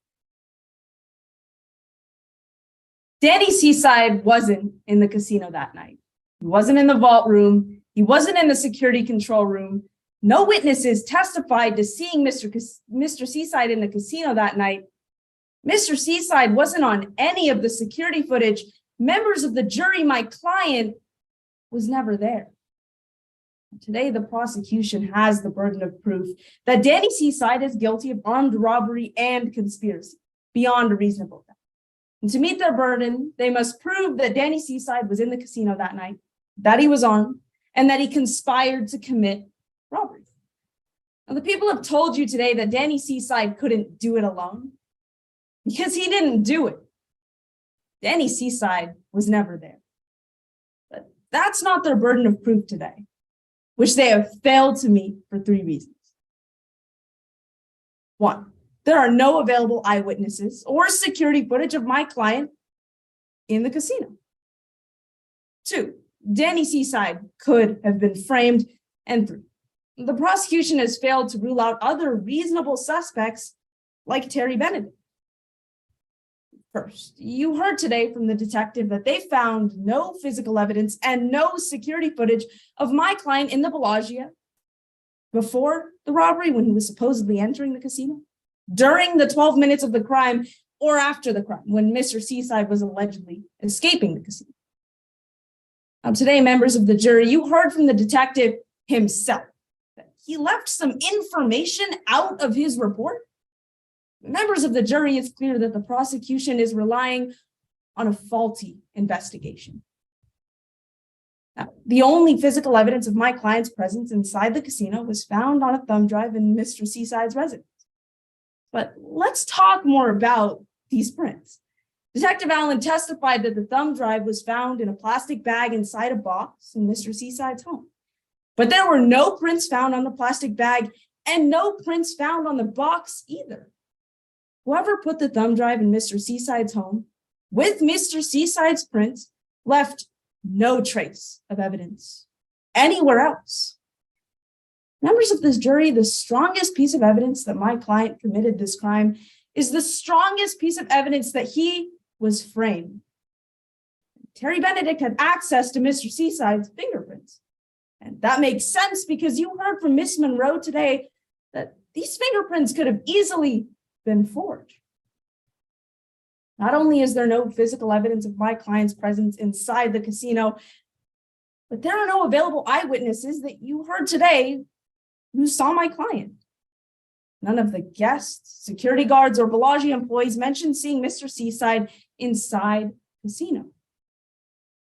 Now, today, the prosecution has relied heavily on Miss Adler's testimony of allegedly hearing Mr. Seaside's voice inside the casino. But you heard today that she can't say for certain that she heard his voice. And when she tried to tell the detective about her concerns, she felt like no one would listen to her. The only thing the prosecution has showed you today, Exhibit 19, a photo of all the accomplices. But members of the jury, why would the defendant show Miss Adler, the head of security, a photo of people that he was planning to rob a casino with? Just doesn't make sense. Members of the jury, Detective Allen talked about speaking with Carrie Ryan. Now, Carrie Ryan told the detective that Mr. Seaside had allegedly armed all of the accomplices with guns. But you heard from the detective today that he found no guns on Carrie Ryland and he found no guns on Freddie Jameson. Members of the jury, Carrie Ryland had just been caught committing a crime herself. Why would she be telling the truth? Today, the prosecution has charged Mr. Seaside as the mastermind of triggering a blackout, wiping security footage, infiltrating a vault, and carrying out $150 million in cash. But he didn't have the access. He had been fired 3 months before the robbery occurred, meaning that none of the fingerprint sensors, retinal scanners, or daily shifting codes would have worked. There was only one person who had all the access to commit this crime: Terry Benedict. You heard today that she took out a large insurance policy just days before the boxing event, something she'd never done for any previous event hosted by the Bellagio. So why? Terry Benedict, she was the ultimate inside man. She was in the perfect place to commit this crime. She could perfectly get away with it by pinning it on a former Bellagio employee and walk away with $150 million. Members of the jury, my client, Danny Seaside, was framed. He was never there. Therefore, today, the defense asks you to find my client, Danny Seaside, not guilty on all counts. Thank you. Right. Is there a rebuttal? Yes, Your Honor. Whenever you're ready. Throughout the course of today's trial, you heard Miss Singh say the defendant didn't do it because the defendant wasn't there. And unlike what Miss Singh told you, we're not only relying on Miss Adler's testimony, we're also relying on the facts. We're relying on Miss Rayland's statements, the defendant's own teammate. We're relying on the defendant's fingerprints on the USB drive that had the plans of the Bellagio within it, the plans to rob the vault within it. We're relying on the defendant's choice to run away at the sight of the cops. Because members of the jury, at a certain point, all of these coincidences, they add up. At a certain point, they equate a crime. They're not asking you to find reasonable doubt. They're asking you to doubt your reason. Thank you. All right. We have concluded. Thank you guys so much. So first of all, just a round of applause for you guys. I know it's Zoom, so we can't do a real one, but congrats. You did a final round. Amazing job. We're going to give the judges a few minutes to finish up their ballots, and then we'll come back on for comments. So just kind of hang out for maybe 3 more minutes, and then we'll start doing comments.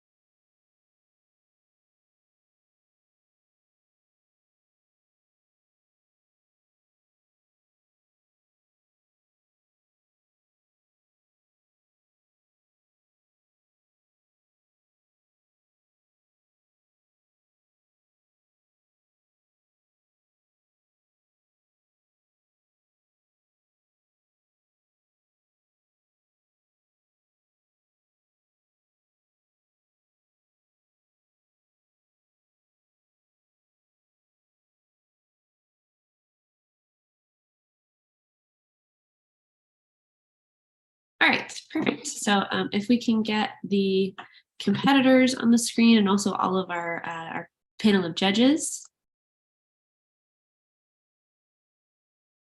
Perfect. All right, great. So while they are tabbing the ballots, we're going to give some feedback. It's going to be quick. I'll call on all of our various judges to give their feedback from the round. But first, I just want to say congratulations, you guys. We know how hard it is to get to a final round. And so for that alone, you guys have done a lot. You've worked really hard. So congratulations for that. And congratulations for a great round. It was truly a pleasure to watch you guys. So with that, I'm going to start with our students from the national championship team. And we'll go ahead and start with Mr. Ali Suleiman. Hi. This was a great round. Really tremendously phenomenal. S tier, I was really entertained from beginning to end. I think some of my favorite moments from both sides were just the presentational aspect of this. Y'all really killed it in the online format. In particular, some things from both sides that I really liked. I loved the P's use of the theme and integrating it throughout the entire trial, the alone theme. I got that multiple times throughout the trial. And for the defense, I really liked your reactiveness. From the beginning of the trial, opening statements, flipping their theme, and then throughout the trial, picking out things that the witnesses said, repeating them, bringing it back in the closing. I loved it. This is really great. Thanks, Suleiman. Let's go to a scoring judge, Mr. Jad Sukar. Yeah, I'll echo what Mr. Ali said. It was an excellent round, very entertaining to watch. I especially liked the performances by the witnesses. I enjoyed the experts in the round. I thought y'all were very convincing. In terms of the performances by the attorneys, I enjoyed both closings. And again, echoing what Mr. Ali said, the defense closing was very responsive. And there were a couple of moments throughout the cross-examinations where you guys were really going after the witnesses, which I love to see. So great job all around, guys. Great. Next up, we will do Ms. Debnath. Ria, what are your thoughts? Hi, everyone. So first of all, I want to echo what my fellow judges have been saying. This was a phenomenal round. You guys are so good, and it's really exciting to see you guys competing at this level when you're so young already. So yeah, I just want to go through P and D, talk about some favorite moments for me. On the prosecution side, I think there was like a lot of good choices with tone variation in this round. I especially liked in the closing argument, there were places where we were getting faster, louder, slower, and softer. All of those things are really good ideas for speeches, especially because it just helps somebody like stay engaged when they're listening to a longer speech and helps them kind of understand what points they should be tuning into as like the thing they should remember from your closing.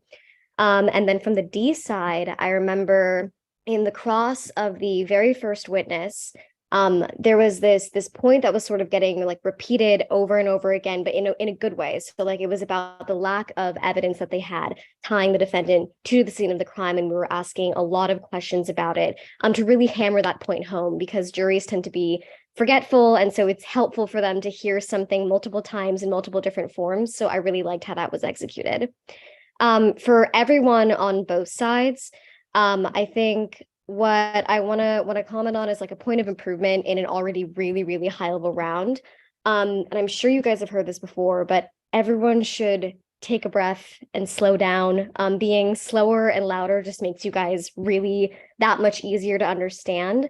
And pauses, they help the jury, catch a breath, process the information, be like, okay, I understand that point that was just made. Okay, now I'm ready to move on. Things like that can be really helpful for just like intentionally conveying information to the jury, as opposed to just like getting through your content as quickly as possible, if that makes sense. But yeah, you guys were awesome, and it was such an honor to be a judge for you guys this round. Thank you so much for having me.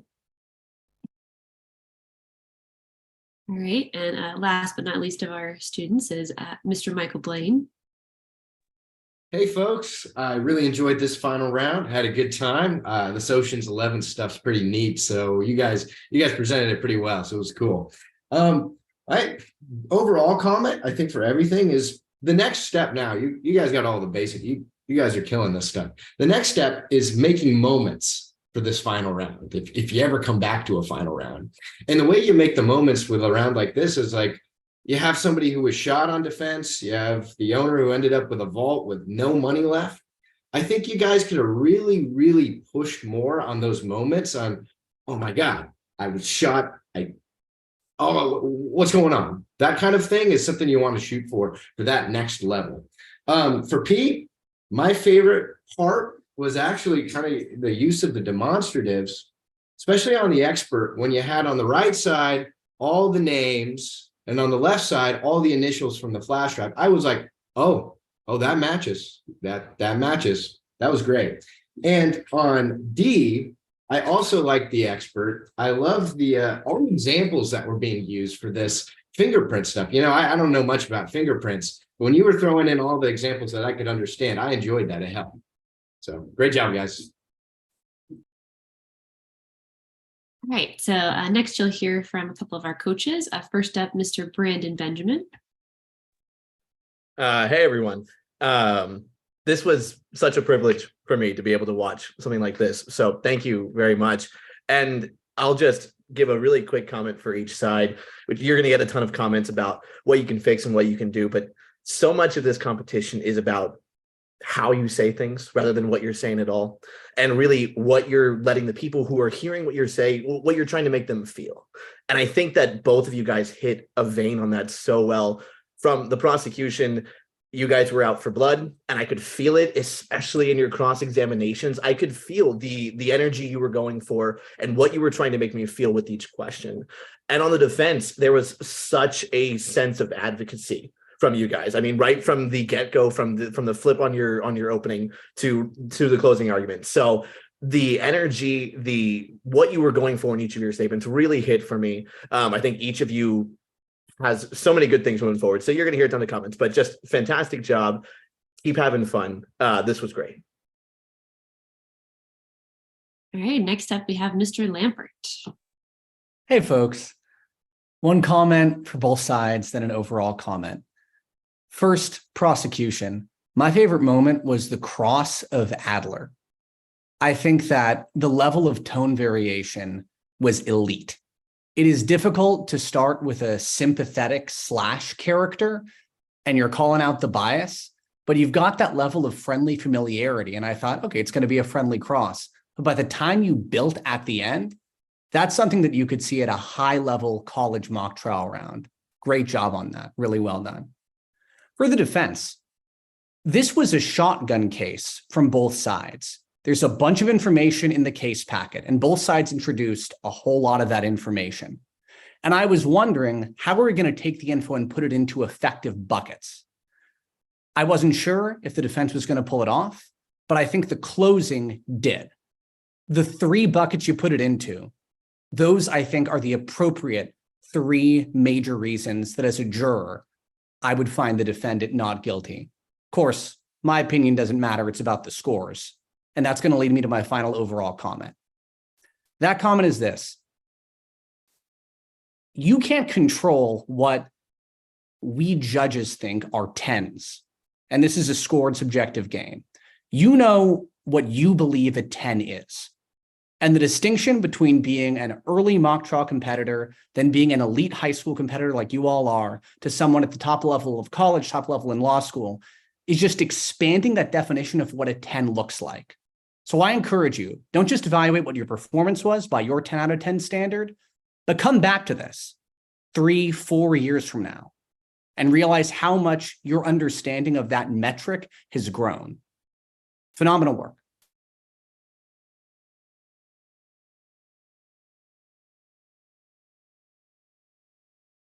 All right. Great. Thank you, everybody. So my comments, I just echo what everybody said. This was a great round. Fantastic job. And you've gotten some great feedback from a lot of good judges. And so my biggest thing that I kind of want you guys to take away from this, you'll never do this case again. So who cares about what the facts are? But for just doing Zoom mock trial in general, I think one thing that I really liked and I thought was a really good example throughout the trial was Mr. Palath. I thought he did a really good job of moving even though you're on Zoom. And I think that's one of the tricks that people don't realize about Zoom is like you get kind of stuck because you're on Zoom. There's like a limited camera space, but there's actually a lot of room for you to move around. I think he did a really good job of moving forwards, backwards, sideways. You have that whole, whatever the space is in your room, whether it's putting down little stickers on the floor so you know where you can move and where's out of camera frame and where's in camera frame. But I think that can really help everybody get to the next level of presentation on Zoom specifically. So pay attention to that, have fun with it. You're not, in a little box, even though you kind of are. Like you get to move around and still keep a lot of the stuff you do in person online too. That's what will help create the moments, that'll help create the dynamicism. Just really use the space that you have. But yeah, otherwise it was a great job. All right, so I think that's it from us. Oh good, Ria's here. Thank you so much to all of our judges. We really appreciate you taking the time. What an incredible panel we've had tonight. What incredible feedback. Let's give them all a round of applause. And thank you so much for being here. Truly, truly, what an honor and what a pleasure. That said, what an incredible round. I said this at closing ceremonies, but the case writers, me, Ben, and Bennett, we didn't really get to watch the case ever until this final round. And my God, what justice you all did this case. It was such an incredible pleasure to watch. Not just, the incredible quality of advocacy, but seeing this case come to life in front of our eyes. Thank you so much. It was just an incredible joy to watch this round. This was one of my favorites, and I just so appreciate the opportunity. You all did an incredible job, phenomenal job. What a close round. We spoke a lot about this weekend about what it means to be on a team and what it means to be a good teammate to someone. And when I watched the way that you all worked together tonight, the ways you all supported each other through moments where you were unsure, moments where you were sure, and everything in between, I just couldn't have been more proud to see all of you in the final round. The two teams we saw tonight, I think, represent some of the best advocacy and some of the best sportsmanship and some of the best teams that this activity has to offer. And it was just such a pleasure to watch you both compete. So congratulations for making it this far. I know how difficult it was to get here in probably our closest prelim rounds in the history of this tournament. So congratulations. And that said, I would love to take a moment to recognize all of our competitors. So first, if everyone could turn their cameras off except our prosecution team, I would love to take a moment to recognize our incredible students who made it so very far. So first on the prosecution, all the way from Virginia, Henrico High School, we have Caio Burgess, Lindsay Ogia, hello, Journey Marlowe, and Ahil Palath. Congratulations to all of you. What an incredible performance. And next, our defense team from California, Hillsdale High School. We have team members here who are competing in the final round and team members who helped them get all the way here. So we'd like to recognize all of them. So first we have Nikki Donovan. We have Jamie Sloves. We have Federico De Francesca. Some of them might be off camera.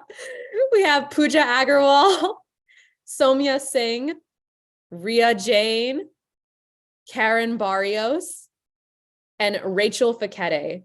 Congratulations to you all. What a wonderful, wonderful performance. And I also want to take a moment to recognize the outstanding coaches of both of these programs. We have been, really lucky that we've had both of these teams come to our tournament in the past, and no one is anything without the people who helped them get there. So thank you to the coaches for the prosecution team, Kristen Walensky and Maureen Stinger. What an incredible job. And thank you to the coach for the defense team, Matt Springman. Thank you so much for all the support that you've given your team. Like I said, this is a collective effort, whether it's your hosts, your coaches, your teammates. None of this happens without you all working together. And what an incredible display of that we saw tonight. So now on to results, which I know you're all probably anxiously waiting for. This was unsurprisingly an extremely, extremely close final round. Every single ballot came down to just a couple of points, which I think should come as no surprise to anyone. And I think it speaks to the outstanding caliber of the two teams we had in this final round. So without further ado, our 2023 winner of the Tournament of Champions. Give a little bit of a suspense. Our winner is, for the second time, the prosecution from Virginia Henrico High School. Congratulations to all of you. What an excellent performance by both teams. We appreciate you all joining us. Congratulations again. And thank you to all of you who are watching. I hope you enjoyed this round. I know that we certainly did. For those of you who competed with us this weekend, we hope that you join us again. We encourage you all to visit our website. We're hosting a fall tournament in October with a very exciting case just like this one. And we hope to see many of you very soon again. So congratulations again to Henrico High School. Congratulations to Hillsdale. What an excellent performance. And we wish you all a very, very good night. Thank you. Great job. Thank you so much. Thank you so Great much job for hosting today. this competition. job. Good job to you guys. Seriously. Yeah, it was great. Thank you for the great trial. Yeah, it was a lot of fun. It was a lot of fun. Again. Again.